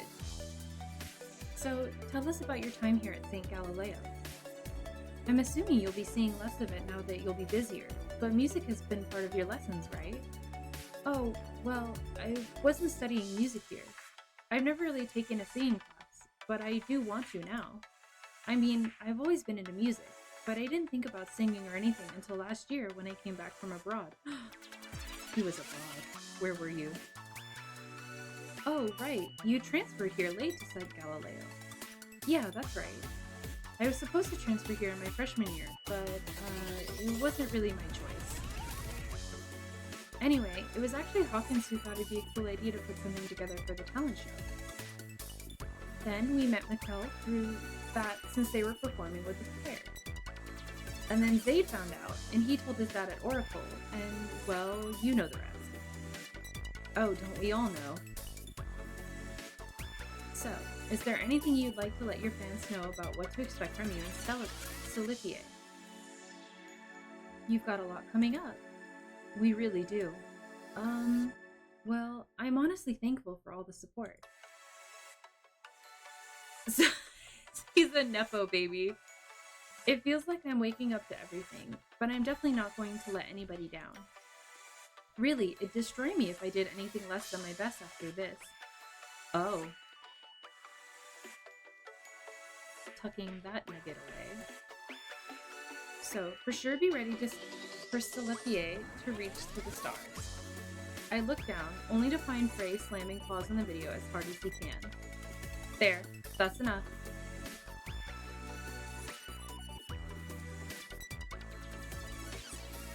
I don't know, I don't want to want to do that one. Baby Frey. Let's watch my interview next. Wait, I want to see Baby Frey. Tell me you're joking. If I was, would I really be trying to stop you? Now that I have his attention, I try to snatch the tablet from him. Yet instead, Frey's grip tightens as he yanks it towards him, taking me along for the ride. Wait, Frey! In the matter of seconds, I don't just lose my grip on the tablet, but I land straight on his chest. He's not saying anything, but there's no way I've knocked the wind out of him. Not with this surprisingly rock-hard chest of his. Oh, he's built. I pull myself up only to find Frey staring upon me closer than ever before. Don't you prefer this view instead? You should know that Baby Frey had a habit of ditching gym class. Meanwhile, that definitely doesn't seem to be the case for this Frey. Oh, I'd say you're right about that. Giggling to themselves, Mikkel swoops in and presses play between us. Despite his reluctance, Frey brings himself to look upon himself as he concludes the interview. You don't know how grateful I am for the chance. We're all grateful for the chance. It's going to be a lot of hard work, but I'm honestly ready to devote every second to Stellifier and make this happen. And I mean that, no matter what. Out of nowhere, a hand pops in from behind him, gives him a playful push. At once, I'm ready to turn to both Frey and Mikkel for answers, when a young Zaid now rushes into the interview, pretending to nudge Frey off his seat. Nah, Frey really doesn't mean that. My dad just told him to say that so we don't sound clueless. Aw, come on, don't tell them that either, Zaid.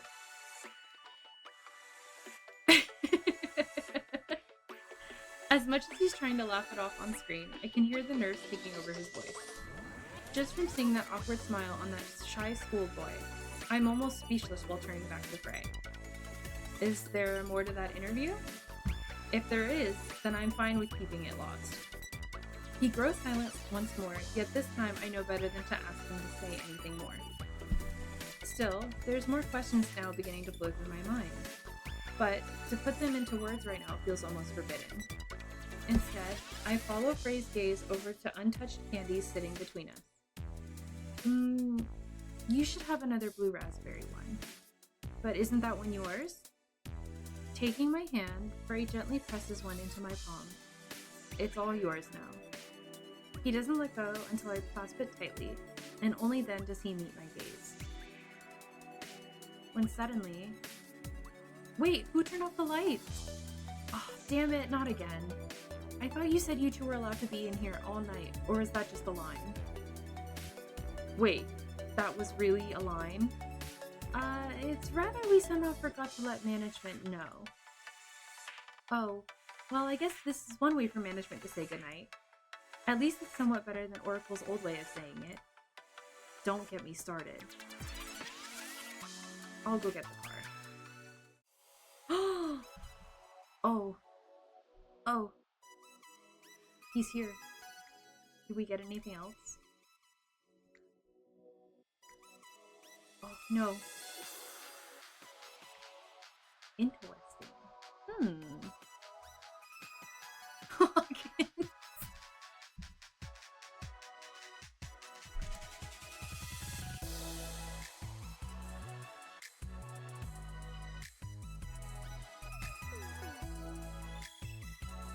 What do we say? Do we say we do Mikkel first, and then watch rehearsals at the end?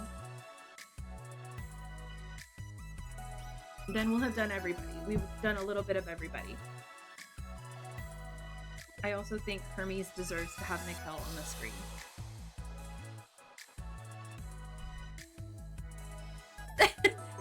The best 30 minutes of my life.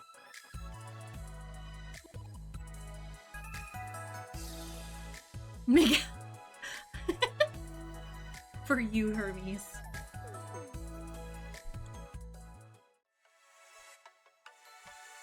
Who knows how many streets we've passed at this point? All I know is that we've been riding around for longer than I thought. Hawkins, are we there? Oh, are we back? What have we been doing? Have we been on the bike with him this whole time? Hawkins, are we there yet? Yes, just about. You said that 15 minutes ago. This man has been taking us for a joyride. We have been all over this town. Relax, we're just about there, and then you'll see it was all worth it. He better be right. It feels like I've been on this bike for hours, and all because he said he'd take me first to the music studio that they recorded so many years back. He also said that Mikkel would already be waiting there for us. Watching the streets, I start to recognize the familiar business district ahead. Not to mention all those dazzling hotels and venues where the real action is at. We should be pulling up in just a minute if the GPS is on the money. He has GPS on his motorcycle? Can you have GPS on a motorcycle?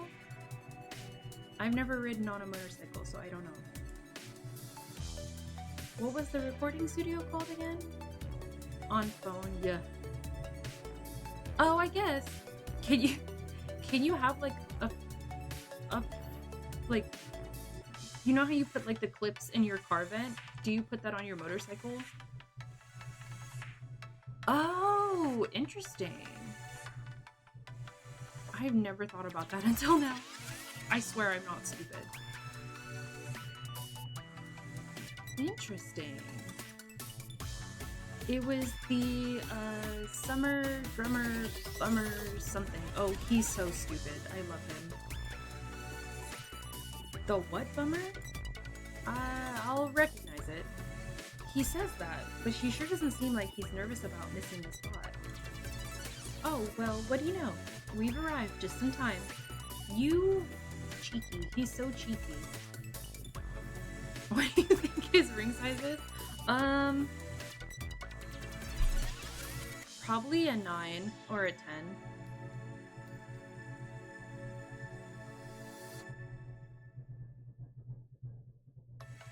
Probably a 9 or a 10 row. Whistling to himself, Hawkins pulls up between two buildings. I wait for him to spot the parking garages before he promptly turns off his bike instead. Wait, are we really here? Are you looking for inspo, Ro? I told you where we were going as a surprise, didn't I? You never really said anything else. Follow me, darling. Oh, he calls us darling? Oh, that's so interesting. We're being kidnapped. We've been being kidnapped. Anytime we're with Hawkins, just assume we're being kidnapped. That's all that is. I thought you'd know by now that I'm not the meticulous planner of the bunch. Oh, what was your first thought, sweetie? That's why Mikkel knows they're precious to us. Oh! Deserved, precious. Give me my baby. Now then, that way we go. Hold it. You've brought me to a hotel. Always the keen observer, aren't you? So, what's a music studio doing inside a hotel? That's a very good question. As much as he knows I'm onto him, he's even more playful today. He's shamelessly taunting me now. Well, would you believe me if I said I don't remember where the studio is? Can't you ask Mikkel then? I very well could, but I know for a fact they wouldn't be looking at their phone right now. Nor do I think they'd be allowed to. What do you mean? Well... I did promise to show you something interesting, so come with me, darling. You'll want to follow me into the bushes. The bushes? Say that again? Did you not hear me before? I need you and me to get into the bushes now. The bushes! Oh, go away, icky. Icky, icky. Icky, icky, icky.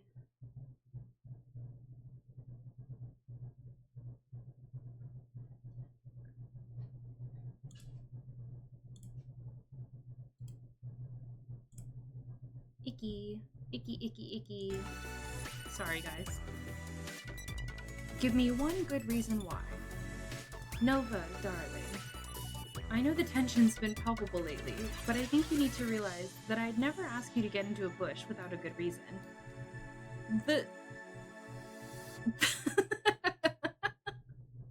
So true, Lowry. In a bush? Yeah, right? I have allergies. I have seasonal allergies and horrific sinuses. If we're in the middle of springtime, I'm dying. Thank you.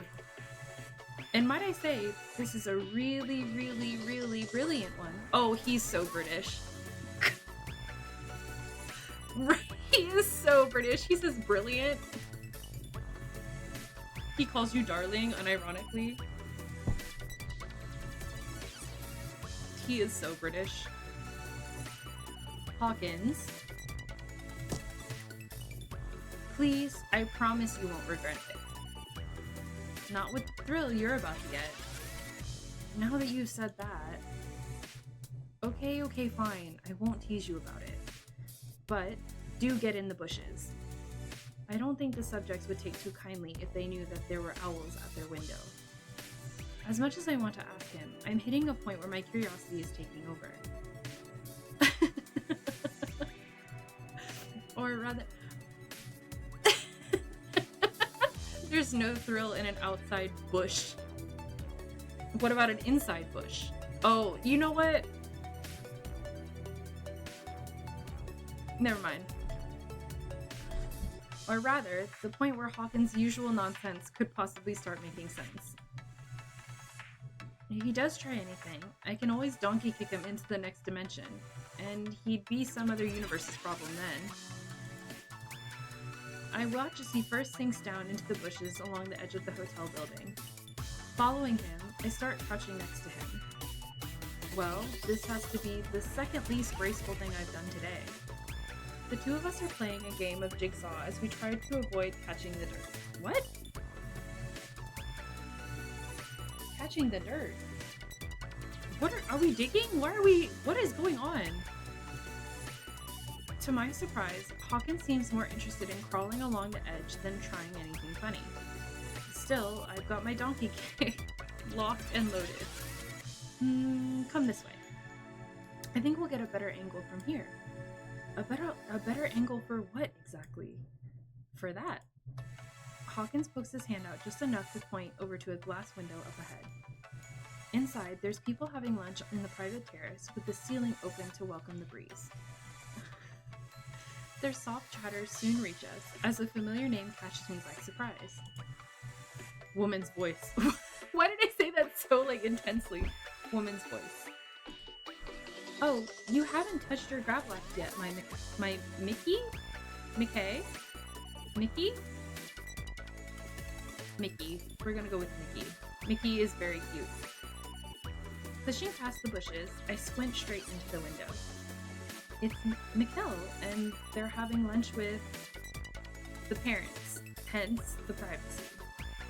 I take it that's why you didn't want to show me to the lobby. Keen as always, darling. Keen as always. Not sure if you had the pleasure of spying on them before, but the silver-haired fox to Snow White's right is Daddy. And when I say Daddy, it's that he's head daddy, whose broadcasting company invests in all the major music shows abroad.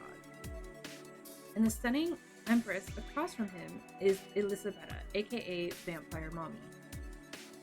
And maybe someday I can call— Sir, sit down! Bonk. Bonk, bonk, bonk, bonk, bonk. Sit down. Stop. Stop. Stop this. Hawkins, please.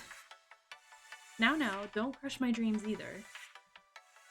As you can tell, Mikkel had to inherit their beauty from someone.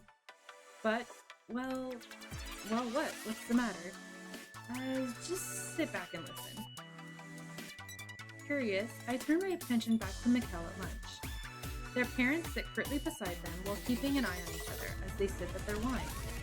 Ah, before I forget, I saw the latest feature that they did on you, my dearest. The one where they did your shoot at the Opera House? I didn't realize it was going to be out before the concert, otherwise we would have told our friends. We could have made a dinner out of it. Oh, that one. I was surprised it came out early too. Oh, they didn't tell you which issue it'd be? Not that I recall, but there's just been a lot going on. Even later, I got another rehearsal. Well, of course, it's been busy. I'm simply glad they're giving you the proper press this time. You'd think that when you were with Oracle, they would have done even more for the three of you when they had the chance. Imagine my surprise when teeny tiny label like Tesseract knows how to handle your image. They're not tiny either, Mother. Soteria is also signed with them. I know that, but still, they're not even close to Arctos. Oh, Uma mentioned. Arctos, Galaxy Way, or Plasma Sound for that matter. If you want us to be okay with you refusing the Arcto group, the very least we're expecting is for Tesseract to treat you well. Uma mentioned. They should be the ones appreciating the talent they've got in their hands. Although, your father and I know you would have had a flawless debut with Arcto by now. That's only if the universe went according to your timeline. You're always selling yourself short, my dearest Mickey, and I don't know why. And you both think that's what I'm doing right now? Because that teeny tiny company has given me a lot of space to work on more original work than ever before. Oh, Mikkel is getting feisty. In fact, that's why the article was all about, or did you not read it? I watch as Mikkel's father finally looks up from his meal to join the conversation. The moment he does, Mikkel goes dead still. His name is Christopher with a K and an F. Did you finally talk to management about the apartment situation? It hasn't come up, so no. That's not what I was asking. I take it you haven't spoken to them then, nor are you planning to. I don't like their parents. Mikkel, I'll get you out of there, sweetie. I personally don't see the point. Hawkins and Frey both needed a place to stay, and I saved management the extra step of having to arrange that. Oh, he just wants his friends. They just want their friends. Christopher, yeah, I know. You spell your name like that, and you're out here judging your child? It's made rehearsals easier, and they're good. Company, yes, you've told us that already. It's your one excuse. They are a good company, Father. That should at least matter for something, right? You mean the same company who pulled out midway through their contract without telling you? Uh-oh.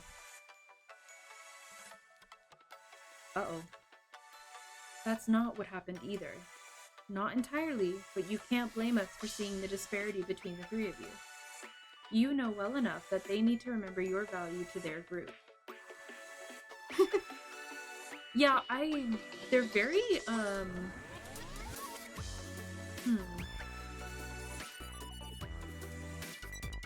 don't know how to, put it, but they seem like helicopter parents. That's the vibe I'm getting from them. Do they even know that you rejected an offer from Arcto for them? They do know, but I have no intention of bringing it up at every sentence.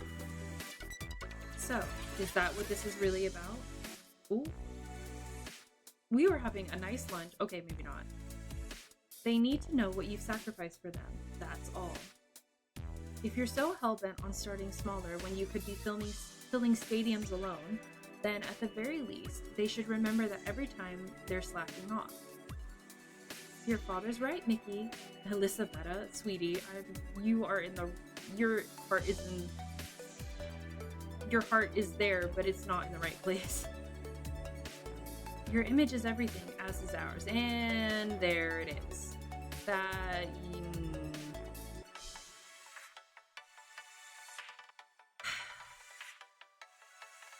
Yeah.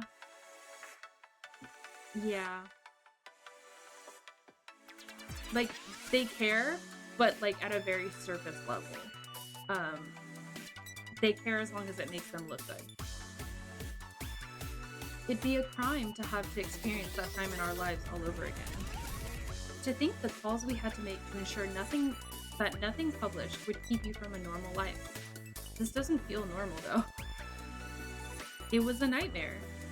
The moment she says that, Mikkel relents against their seat.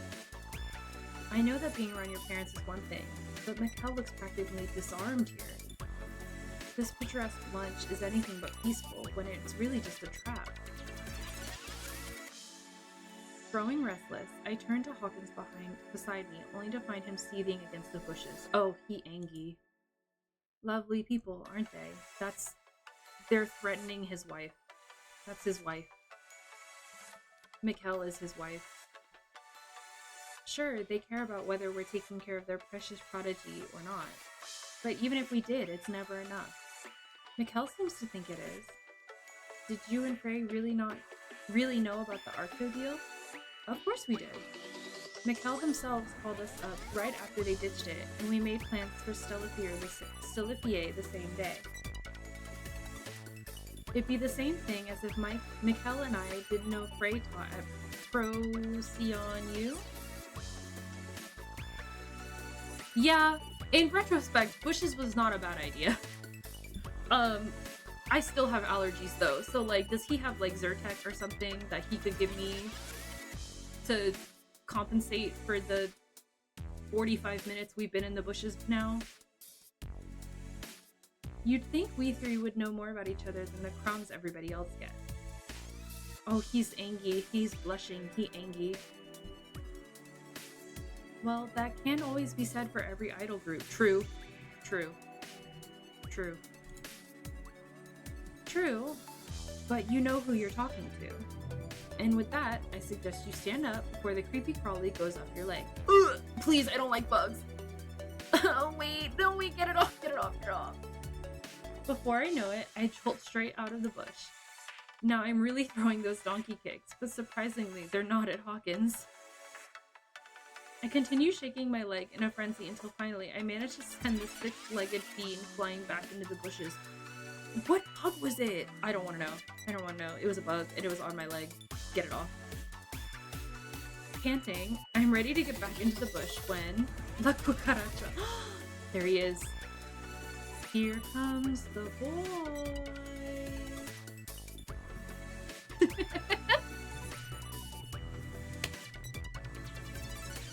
There are three of them, staring at me in horror from the window.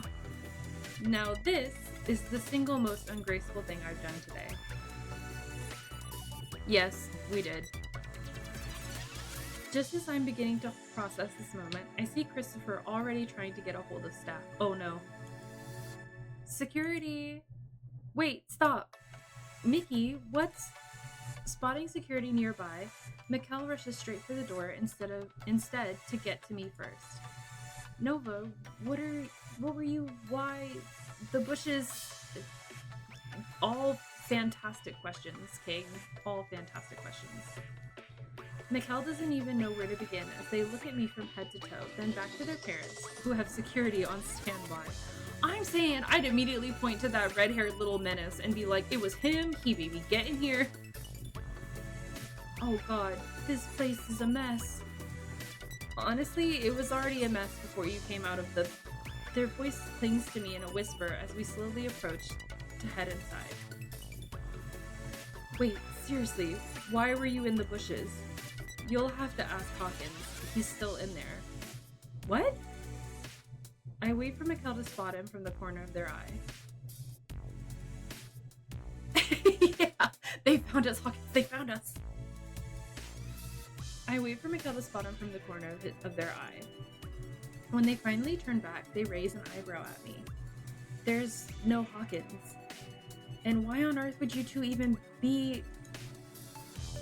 Tell me you didn't. Well, Mickey, do you know this person? Composing themselves, Mikkel quickly put a hand on my arm, coaxing me to get ready. As a matter of fact, we do know each other. Mother, father, this is Nova of Far Bright magazine. Oh, look at his little smile. Look at them. He left me there. I'm taking the spark plugs from his motorcycle. I don't even know if motorcycles have spark plugs, but I'm taking them. As it is, she's currently profiling us for their feature. Is she now? How miraculous that she knew where to find us. I thought we'd ask them to tell the press we were lunching at the Sky Story instead. I can tell she's not the slightest convinced, but I want to appreciate her for playing along. That is, if she's playing along. Meanwhile, her husband is another story. So, since when did Farbright start sending them off to go hide in the bushes? They're not the Chatterbox Weekly, for God's sake. Or the Daily Tempest either. And you said your name was Nova, is that right? Now, where would you get such a tip that we'd be here today?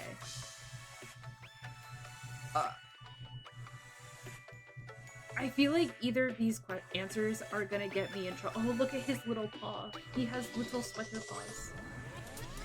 Beautiful. I hold finger gently. Hold pen gently.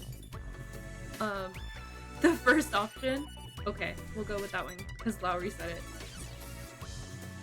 Well, the centipede in the bushes told me so. Mikkel's eyes go wide as both of their parents share a look. I beg your pardon? You know we're being serious here. I really am being serious too. A certain creepy crawler hiding in the bushes kept insisting that Mikkel was here. LOL, the creepy crawler, Hawkins. So true. Turns out, he was right. But I don't see anyone else in the bushes. Still not taking chances, he summons the security to go check. Sure enough, they poke through the very bushes, but there's not a Hawkins in sight. I'm never forgiving him for leaving me here. Never forgiving him for that. He must have escaped as I got up. The words I'll have if he's actually left by now.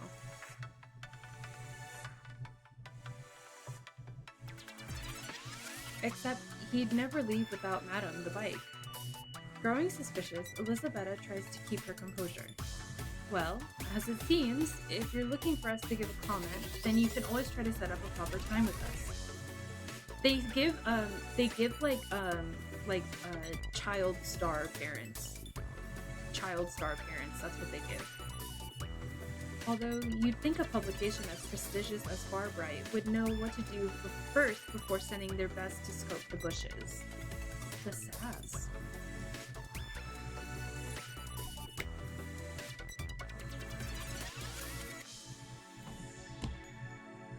It's not like we often say no to a feature. In fact, we can invite you out to have the interview at our loft instead, so we can give you the tour before the sit-down. Oh, she's one of those people. As grand of an offer that is, I can't help but notice the apprehension crossing Mikkel's face. Before anything else, Mikkel takes a step as security finally begins to disperse. You know, I do think I remember telling Nova something about today. I think I was just trying to arrange a proper time for us to continue our interview from earlier. Girl, we do not care about you. I do not care about your China hutch and your antique chaise. I don't. I care about them.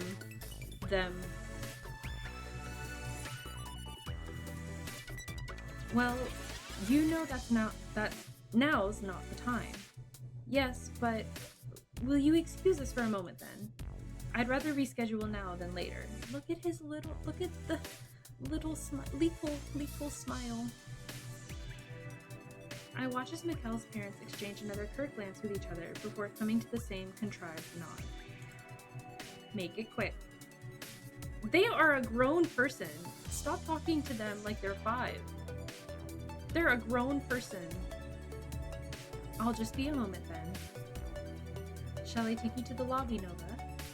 Offering their arm to me, they manage to lead me out of the den of snakes with a swift crack of a smile at their mother. I'm saying I will end your whole career. Offering their arm is so gentlemanly. I love them. Elisabetta is the only one who gives me with a wave while her husband is already heading back to his seat. Yeah.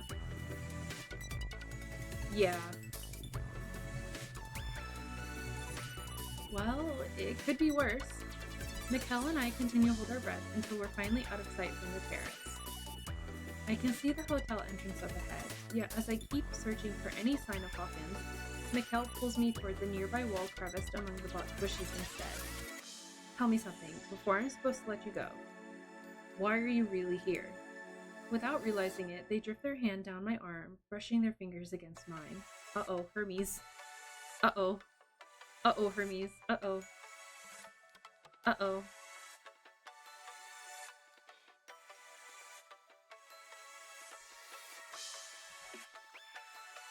Tell me, please, what are you really looking for by coming here?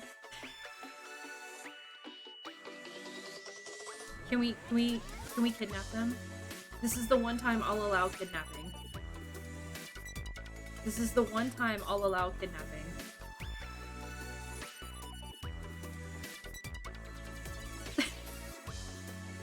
This is the one time I'll allow kidnapping.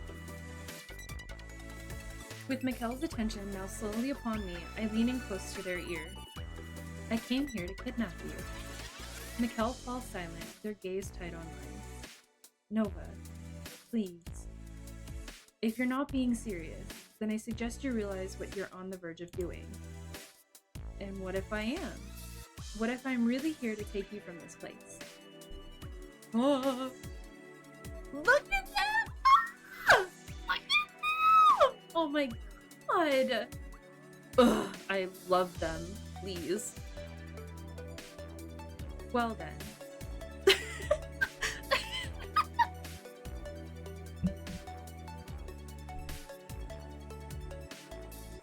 I'd have no choice but to play along. Okay, if you play along though, and we get caught by your parents, I need you to tell them you willingly came and that I don't get arrested. Before I can say anything, Mikkel takes a step towards me. Then another, and another, all with the same playful, knowing smile.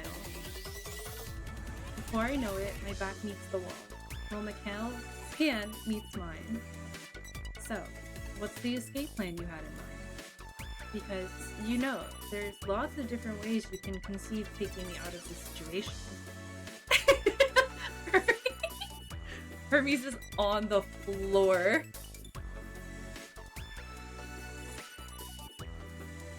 But, for any of them to work, I suppose I have to go along with whatever's running through that precious? That precious mind of yours. I thought it said precocious. Despite their words, they take pleasure in leisurely moving to stroke my hair aside. Taking a good look at me, they can't resist themselves. So, should I create a diversion first? What are we picking? Hermes, what are we picking? Hermes, what are we picking? I'm letting Hermes decide our fate. 3. So, now I'm the one being kidnapped? Judging from this position, I suppose one might think that. Well, I'm not the one being forced to sit through an awkward lunch. You sure aren't, although I can't imagine crouching in the dirt being much of a party either. Oh, they're so flirtatious. Oh. Whoosh, whoosh, whoosh, whoosh, whoosh, whoosh. So, if you had to choose. Leaning in, Mikkel gently brings their lips along my ear. Oh my god!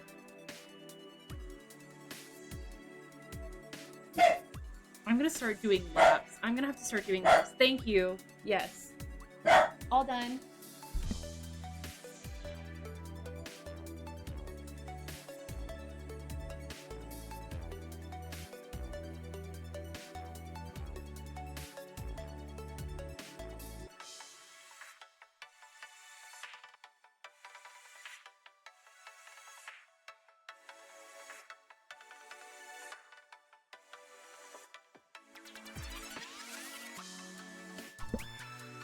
Sweetie, we're being romanced right now.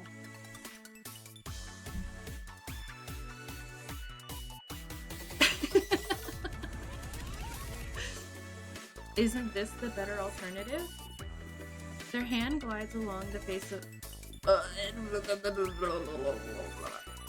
Their hand glides along the side of my face, gently coaxing me in. I can feel their warm breath at my ear as they make out the soft whine in their voice. The writing? Insane. This is actually insane. I'm... like a heartfelt plead and a sigh of satisfaction all at once. Nova, why did you really come here? Wouldn't you have rather preferred to see me back in the loft? Or even the studio? You could have just let me have this. But now that you know, what are you going to do? Should I start bracing myself for seeing their photos with mine on a page 42? I told you already, Mikhail. I didn't know you were going to be there. That doesn't answer my question. Then again, I know you don't have to. But that only leaves me wishing I'd have the nerve to beg. Still, that could change. And you think it will? Well, we are getting to know each other quite well, aren't we? So...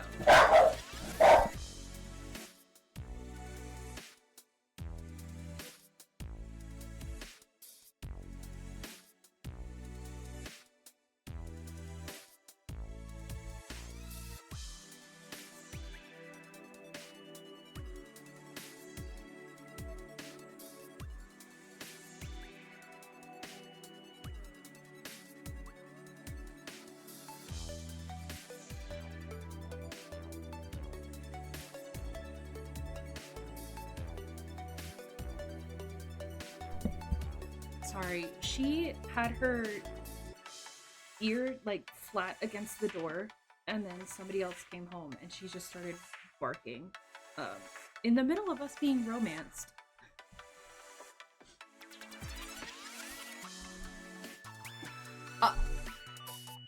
Hermes is gonna combust. Hermes is combusting. Mikhail's fingers soon find my lips, brushing along them in a careful circle.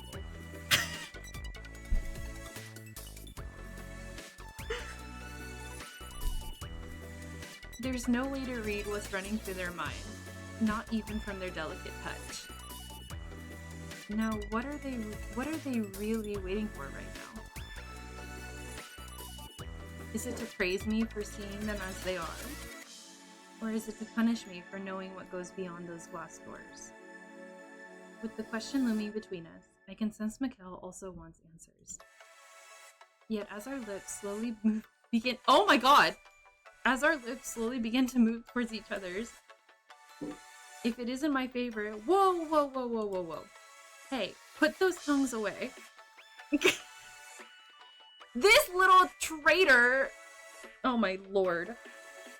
The two of us pull back at once, but Hawkins runs in fast. He keeps looking out for security, even as he's already wedged himself between us. Hawkins, you've robbed us. Robbed. Absolutely robbed. Haven't I taught you anything about timing, Mikhail? Even when kissing cuties, you need to crash lips at least 69-degree angle to keep the cameras guessing. Not the science. This man has it down to geometry. What a loser. Love him. What makes you think that's what we were doing? Don't give me that. Just go get on the bike instead, you two. So there's gonna be 3 of us on this bike? Okay. If anyone's going to be doing a kidnapping, it was always gonna be me. Then again, you know this is more of a rescue. Am I right or am I right? Well, I'll have to message them after we leave. Do what you must, as long as you two start putting your helmets on soon.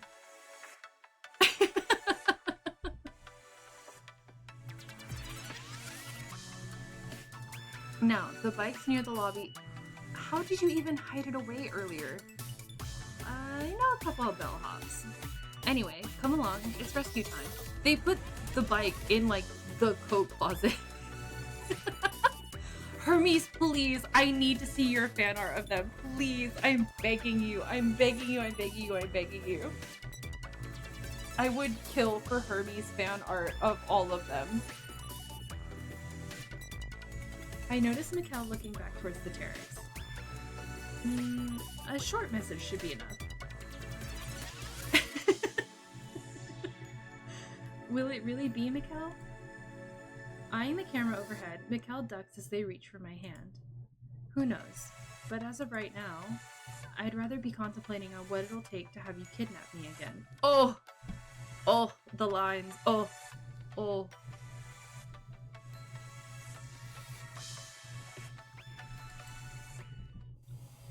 That was insane. What is going on? Oh! Hermes! Hermes, look! Hermes, look! Hermes!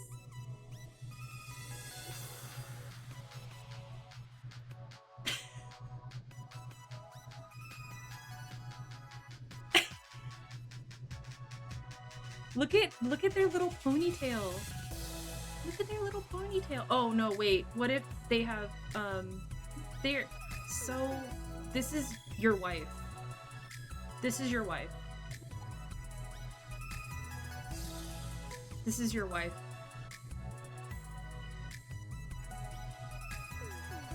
It's so yeah, Lowry, yeah. You know who it's also giving? It's giving what's his name? From My Happy Marriage. I'm forgetting their names. Ignore me while I look it up really fast.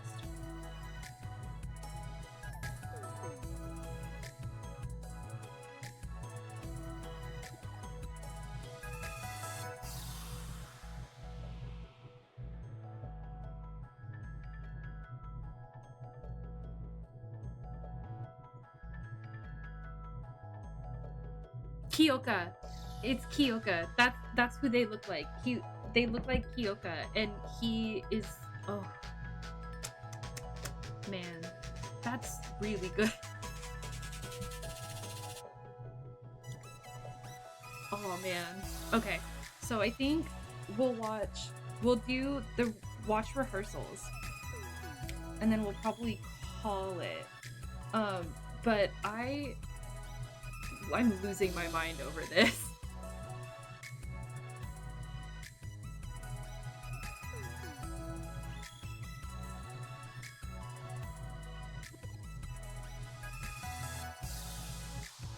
Okay. Maybe we'll get to see all three of them together if we play it at night.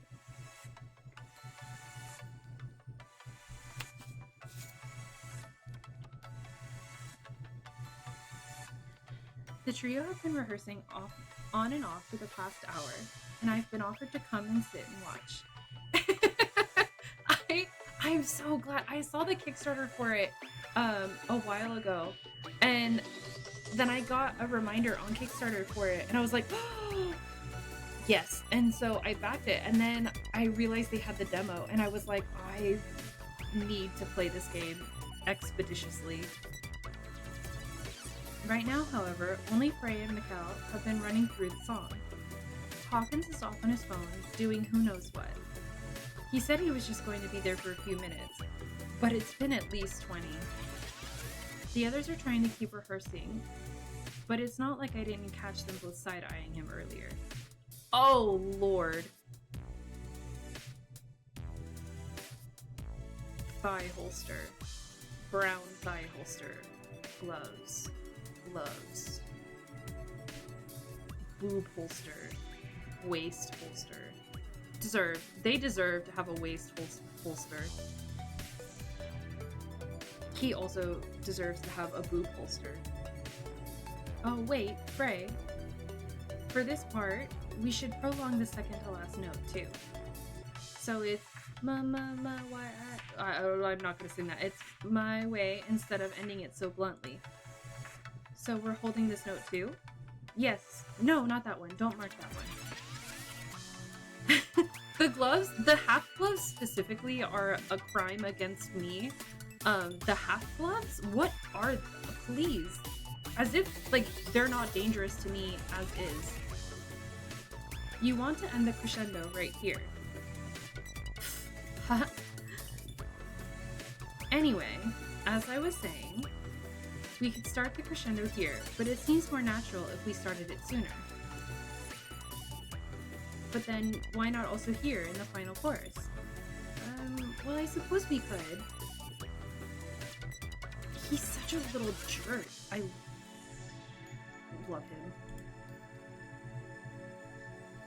Oh god. Hawkins?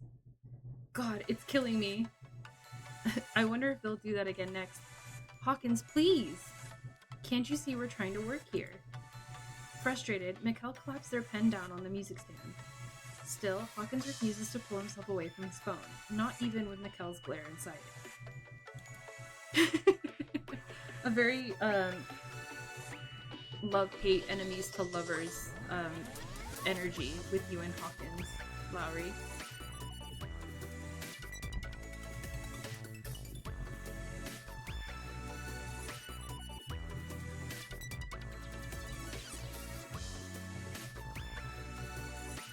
You might want to put that thing down anyway. Frey and I have made enough changes for us to try another run through.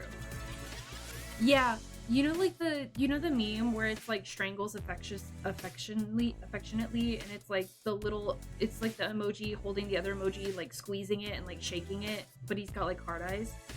That's the way I am. That's the way I feel with Hawkins. Everybody, like Mikkel, my little baby, want to protect them. Frey, yes. Hawkins, I want to strangle affectionately. Sure, I'll join you. Just give me a minute. Not a minute, Hawkins.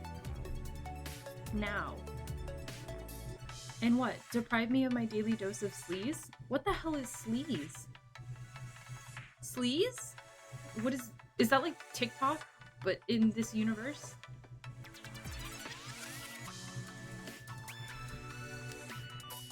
That's all the more reason to get you to come here instead. Not unless you're offering to one-up me. Not unless you're offering me to one-up that sleaze. Sleaze? Trying to get gossip? Like a fruit gummy. Yeah, he's worth eating like a fruit gummy. They have something going on. Whatever they've got going on, slay. Happy Pride.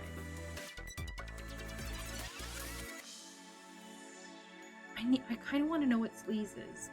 I don't know what sleaze is.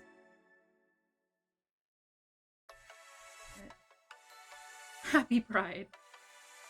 Setting my pen down, I fold my hands together at him. Hawkins, just show us the sleaze already. Oh, you'd love that, wouldn't you? Oh my god, you're such a little... I want to, like, flick your forehead. Only if it means you get back to work. And that's the only reason why you'd want me to? No other reasons, perhaps? None of them having to do with seeing something?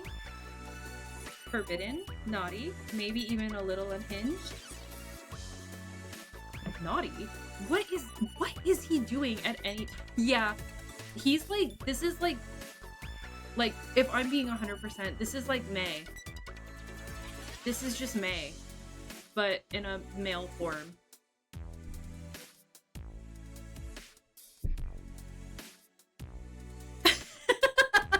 I am right! Why are you booing me? I'm right. Yeah. Yeah. Yeah. He stares at me long and hard, waiting for me to buckle. But to his surprise, I can hold on for much longer. Even Frey and Michael seem impressed. Michael, oh my god, Mikkel, I'm so sweetie sorry, I slandered you.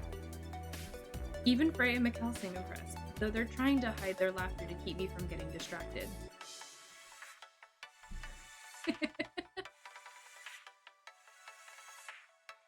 You know what, everybody? I'll set my phone down, but only if Nova here admits she wants a taste of my depravity. Oh, this is May. This is just May. This is just May.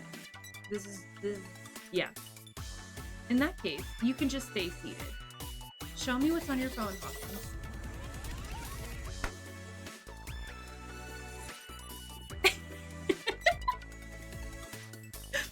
I am right. I am so right. I am so right.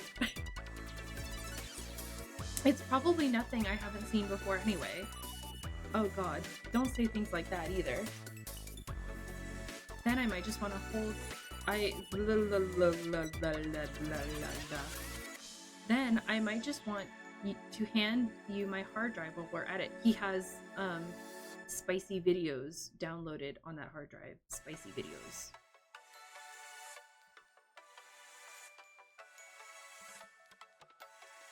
May, you haven't crawled into a bush for chaos. You've already been in the bush for chaos.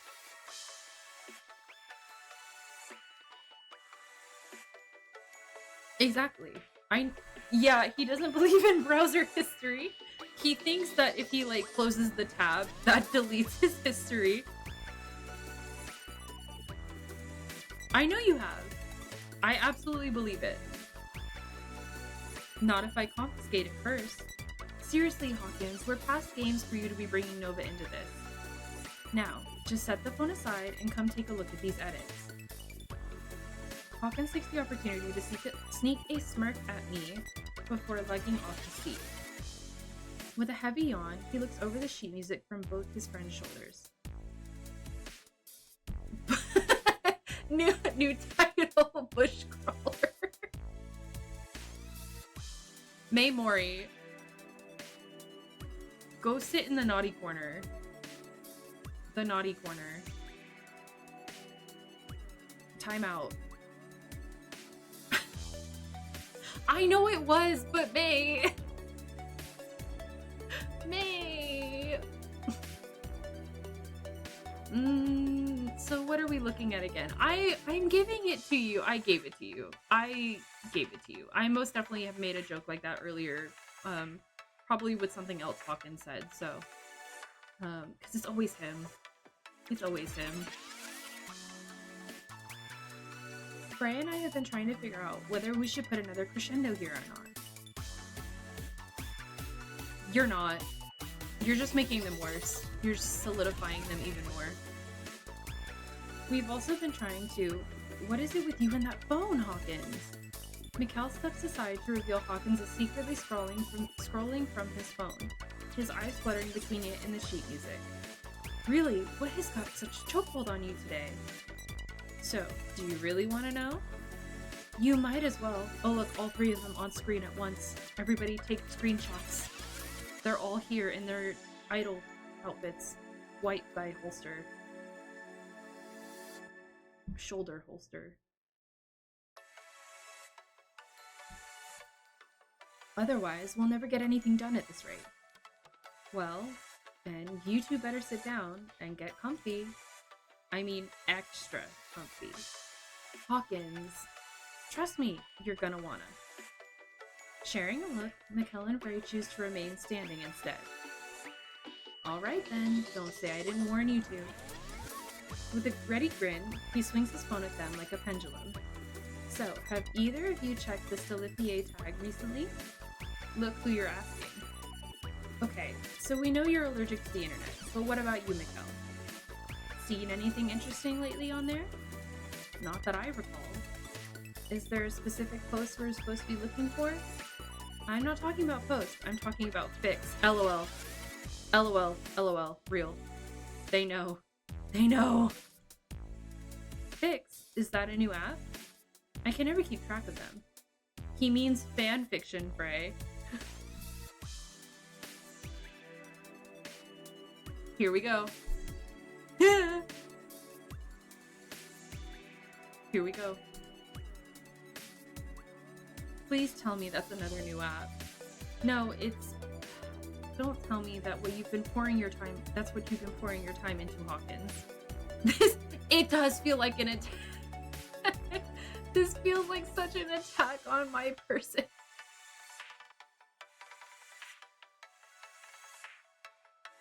Man, old man Yowie. And really, why are you even looking at the tags? I thought Lorelai told us to stay off from those. There's nothing harmful about taking a little peek either. That also happens to be what you tell Frey in chapter 12 of Forbidden Sins on a Sunday afternoon. On this God-given Monday. Oh my lord.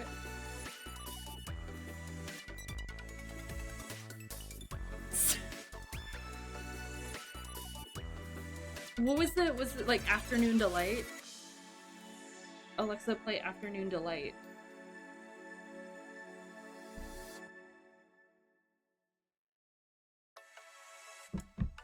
Written by Shameful Stars. Uh-oh. This is... this is... I wonder if it's like a lemon. I wonder if it's like lemon and it's very like the tags are like lemon, citrusy, very zesty, lemony goodness, full of lemony citrus. 15 chapters, 7 tags, including enemies to lovers and male pre. I think we're done here. Now, you're the ones who asked me to cough up the goods. Not this. You know exactly what I mean, Hermes. Hermes, Rosie, you know exactly what I mean. You know what I mean. So here I am, delivering only the finest fantasies of love and lust from our dearest fans. You know what? I can't even say anything because I most certainly ship these two together. I don't know, like, what the fanfic is between these two. They don't give me any vibes other than, like, friends who care very deeply about each other. But these two bicker way too much to not be anything else. And boy, do they have some imaginations. We are being read within an inch of our lives right now. This is... I just like cut this screen right now. That's it, guys. Thanks for coming to stream. I'm almost caught up with the latest chapter of Gilded Crimes, and I've got to say, for my next life, I have no other choice but to become a demon lord. Rest in peace, Moon. Yeah, they just incredibly like call you out. That's kind of crazy. Demon Lord is kind of crazy. RIP, of course, and I'm not settling for anything less than 12. 12 what? 8. 8. 8.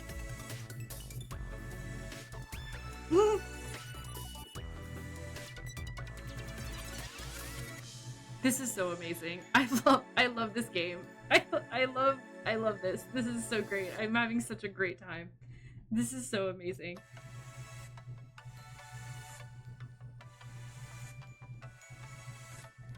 This is so amazing. I'm having such a great time. This is so great.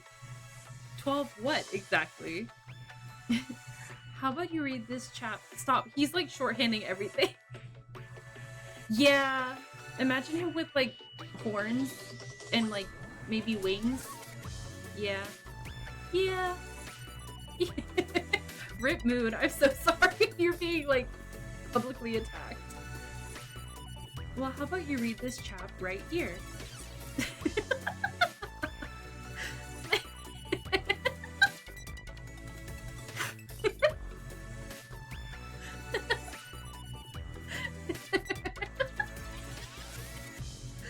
Oh, this is so good. I'm having such a good time. Mikkel, any chance we could just tackle him and break his phone now? I've been considering it. I suppose we could each try to take a side. If either of you come any closer, we might as well start reenacting the dungeon scene while we're at it. Excuse me? Wait. Whoa.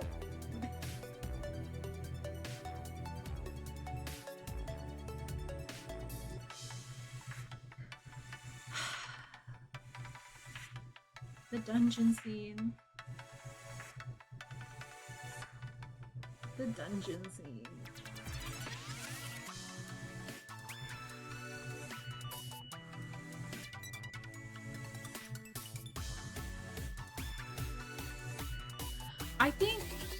I think this is funny because like I know that like actual idols do this. Like I know actual idols like peruse tags and like just like anonymously scroll through like fan posts and things like that. So I know they have to know that there's like fanfic of them written out there, both like self-insert fanfic and like shipping fanfic, right? I know this is a thing. But like this is just I would do it. If I were an idol, I would do it. I would scroll through like reading tags and things like that. I would look at art. I think that yeah, I'd do it. The fact that oh my gosh, I'm losing my mind. Hawkins, I think you've just reminded me of yet another reason why I stay offline. I'm surprised you don't consider this a perk. Even I'm amazed at how many stories people have written about us already, and who knows how much more we'll be getting soon. For a minute there, I almost forgot I was the demon lord who was trying to harvest melodies with a songstress.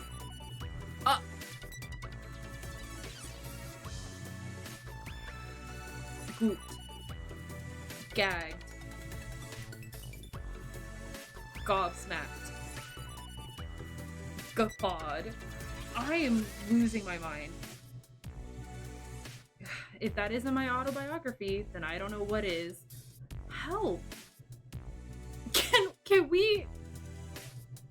I'm losing my mind. What is happening? As impressed as I am that you finally found something you like to read. Can't you save it for after rehearsal? He just read him, like, clocked. Absolutely clocked. He just called you illiterate. Are you gonna take that? He, like, clocked him. I guess I could. But is it a crime if I want us to have a laugh about this together? Yeah, he needs to be fixed. Spay and neuter your pets, people. This is the importance of spaying and neutering. Not during rehearsal. You know, it might do you good if you took a break yourself. And, well, perhaps why not check the tags? Pray. Ever wanted to read about yourself waking up in a faraway kingdom as a cardboard box prince? What does that mean? What does that mean? What does cardboard box prince mean? Keep my baby out of it. This is my baby girl. Keep them out of it. What does cardboard box prince mean? What does that mean? I don't know what that means. Okay. That depends. Where does the cardboard box come in? Hold on. Am I made of cardboard? There's only one way to find out. Shall I start from chapter 1? Hawkins. Oh, would you prefer I choose a fanfic about you? They have too much going on to not have something. There's too much tension. I could also just have Nova here choose one, just to give you all a taste of what you've been missing. Looking over to Frey and Michael, I'm so sorry, Mikkel. I'm so sorry, sweetie. Neither of them can even tell where they've left off in their edits. As much as they want to focus, there's no use once Hawkins comes in bursting like a cannon. Now he's standing there, ready to let the floodgates open whether they're ready or not. Well, shall I have her do the honors? Here, look through this list and pick our poison. He waves the phone over to me as I finally get a chance to look over this delicious list. Oh, some of these titles. They're, I'm starting to get why Frey and Michael are trying to scoot away. But, let's try to choose something. Oh, Lord. Oh, Lord. Perceiving. I am perceiving. I wish this was like in Love in Deep Space when you like pick one route and then you have to go back and pick the other route and then go back and pick the third route to finish all the memories. I wish we could do that. I think that would be a really handful. Yeah.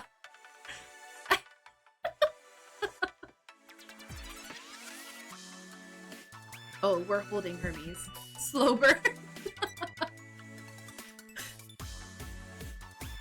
Yeah.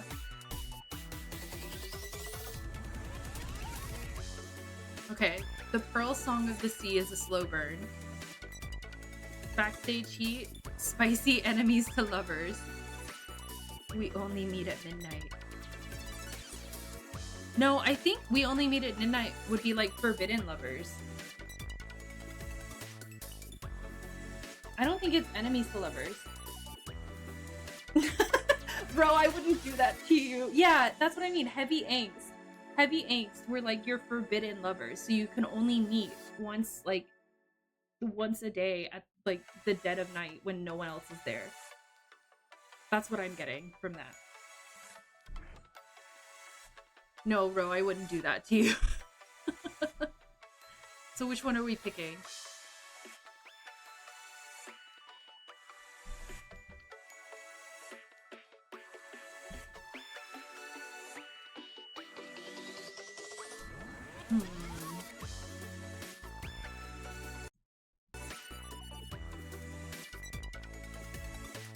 I know, they all sound really good. I don't know which one to pick. Song of the Sea?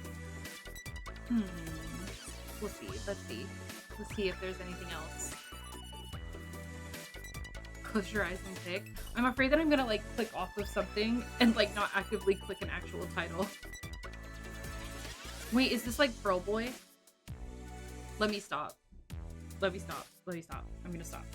I'm gonna stop there. I'll stop.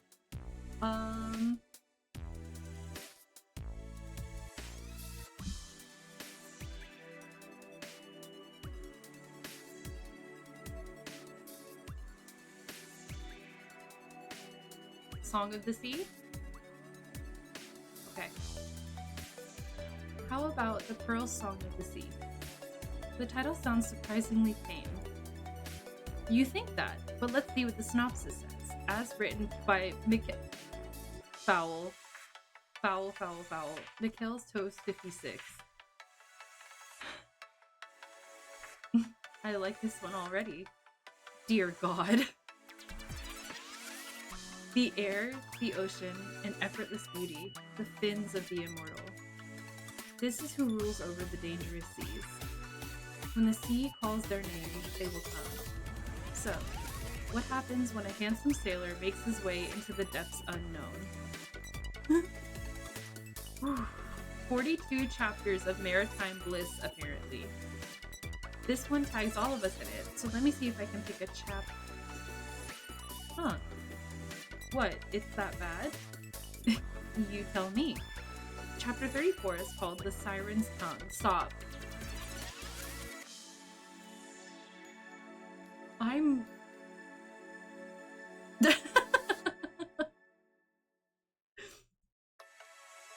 Whose tongue do you think they're referring to? There was something in his taste that the siren couldn't deny. Every inch makes him beg for more, even as he tries to keep his...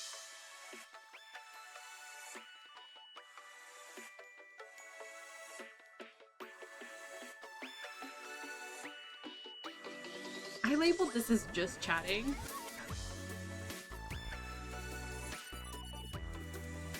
I didn't realize it'd be so spicy.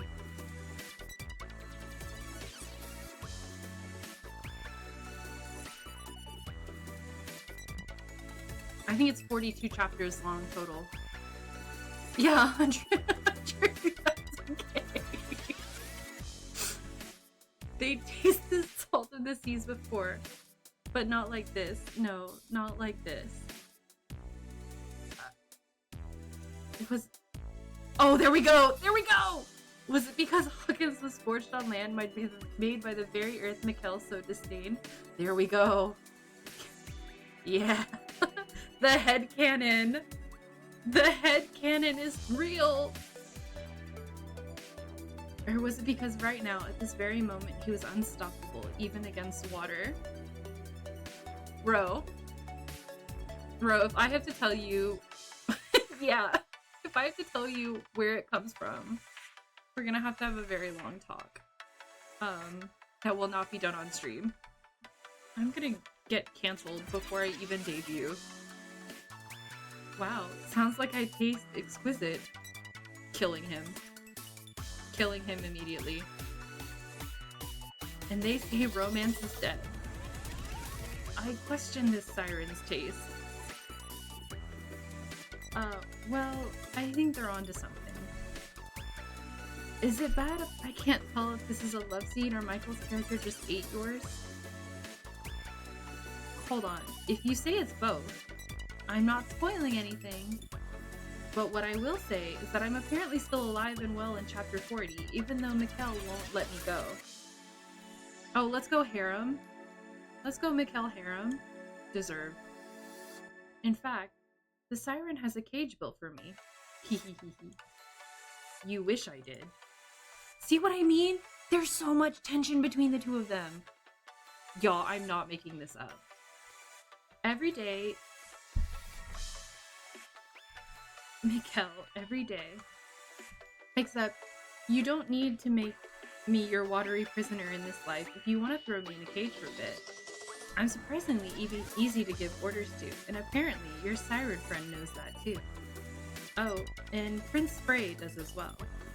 No, there's no way I'm in this story. The immediate no. Oh, but you are. Apparently chapter 42 is in your POV, as you finally come to my rescue. Except, wouldn't you know it, looks like we're both under the spell of a certain siren's tongue. At the same time, it says so in the tags. See where it says group? And with that, I'm taking your phone away now, Hawkins. I really should have done this hours ago. Mikkel tries to pry the phone off his hands, but Hawkins tightens his grip and shakes his head. Aw, no, I was actually having fun with these. Yes, well, there's nothing stopping you from reading them later, after work. Do you all want to at least hear which one is the highest rated fic of the bunch? I'll give you a guess. Surprisingly, it's not about me. Pray tell, it's about 2 microphone stands at our summertime air concert. It's called Telltale Phantoms, and it's about Prince Frey here. Sorting microphone. It's me. No, Hawkins is me having like 30 bajillion tabs open on my phone that I just read at night before I lay down and go to bed. I think I have, hold on, I'll expose myself for stream. I have 8 tabs open on my phone right now, from AO3. 8 tabs. And one of them is like the still searching tab.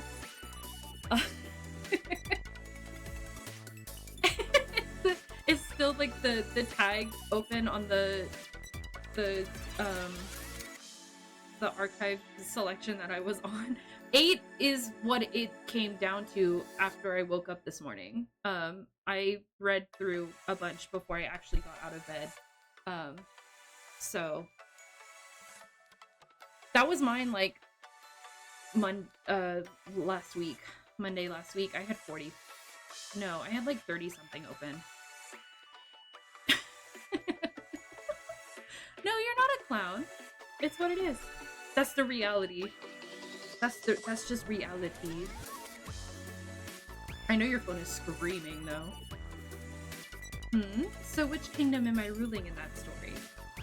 Not a kingdom, but you definitely are creating a royal scandal of your own. A pop prince decides to do the hot and unthinkable with his most devoted fan. But what happens when the cameras catch them in the heat of the act? Uh-oh. Oh, self-insert, let's go. Tags include forbidden love, smut, possessive behavior, and angst. Ruh-roh. Moon, I am so sorry. I am so sorry, Moon. I am so sorry.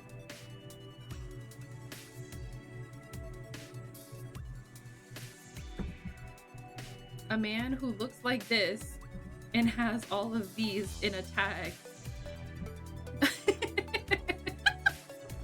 Oh no, not Voltron. Oh god. Oh, it also has romance, of course. All of a sudden, Frey's smile completely fades. Without a word, he turns away, preferring to head back to the music stand. Even Mikkel seems to take notice of his sudden change, as both of them and Hawkins follow behind. I read that completely wrong. It's okay. What happened just now?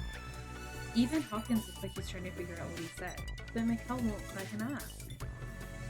It's like I just walked into another alternate universe where neither of these three are friends.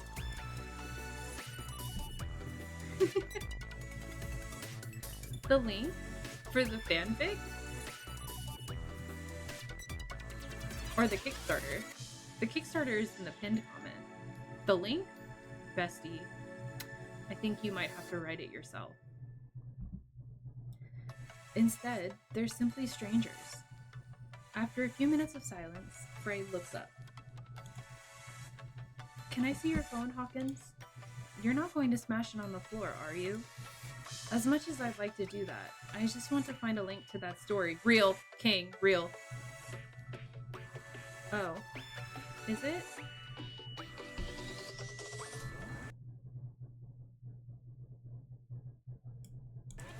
How's that?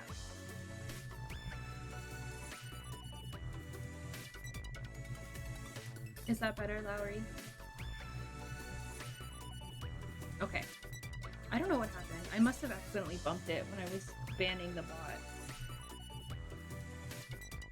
A cautious Hawkins hands the phone over to him without saying anything.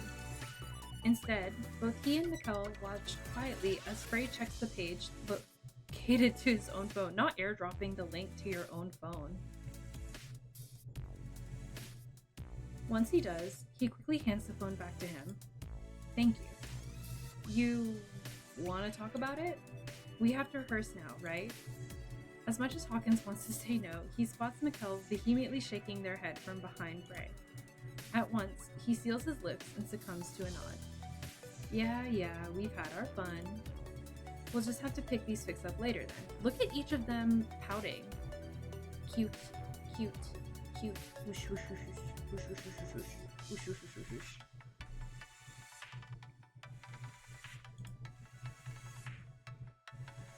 But right now, it's back to work so we can pull this together. Yes, together. Without being told to, Hawkins finally pockets his own phone aside and joins them by the music stand.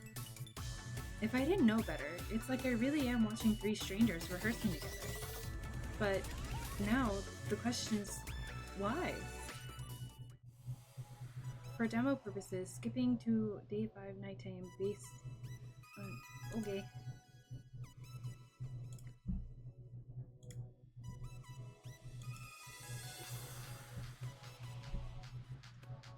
Can't find my papers for grading. Did you happen to see them when you dropped by the practice room? No, sweetie, I'm so sorry. Oh, this is so dangerous to me.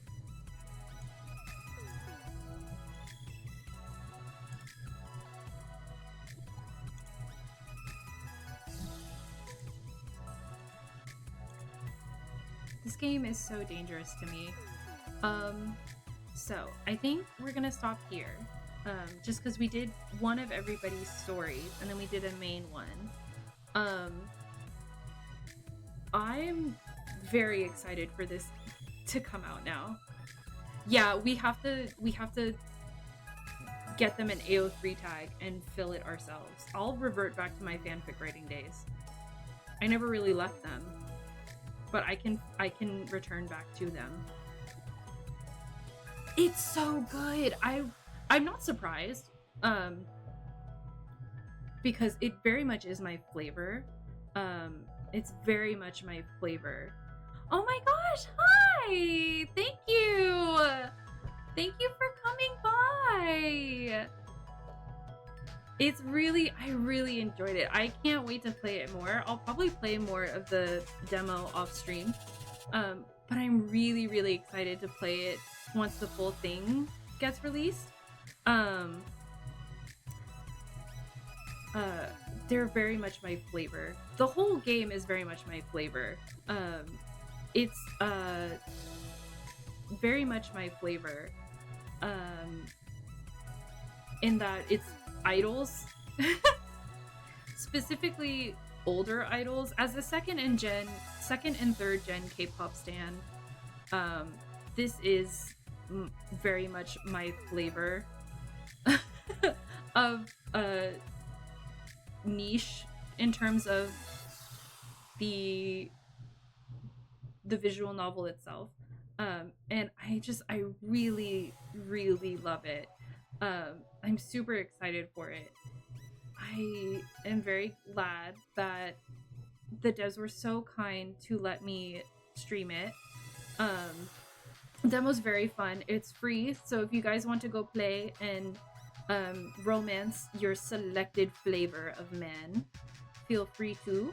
The Kickstarter, I think, has 4 or 5 days left, so you can also back it if you want to back it. And yeah, I'm very excited to play it more. This is so dangerous to me. I got out of playing visual novels and Otome games for a very long time because they were very dangerous to me. And this might be my gateway drug. Love and Deep Space was already kind of my gateway drug back in, but this just might be even worse because Mikkel is just so pretty. And Frey is also very pretty, and Hawkins is like a nuisance, but like affectionately. Yeah, of course. I'm really glad you guys could stop by. And thank you again so much for letting me play it. I was really excited that I could get the demo to work online and that it worked all right. Yeah, Mikkel Stan, rise up. And if I pronounced any of those names wrong, I am so sorry. This is great. I love this so much. Thank you guys so much. So thank you to everyone who came by. Yeah, you did this to me, Moon. This is your fault. Let's see if I can find, is anybody live right now? I don't think anybody I follow is live right now. But so that is where we'll call it. I'm gonna have to rip myself away from playing this now. But thank you all for coming by, for stopping in and chatting. I'm glad that I could drag most of chat into this with me. This is great. So please go show your support to the devs. And yeah, that's for everything. Thank you guys for being here. Thank you so much. I'm glad we could get it to work. Yeah, of course, I'm really glad. Thank you guys for being here. I'll go ahead and switch over to my ending screen and we'll be good. Thank you guys. Okay, bye. Make sure you follow the Kickstarter and the devs. Yes. Okay, bye everybody.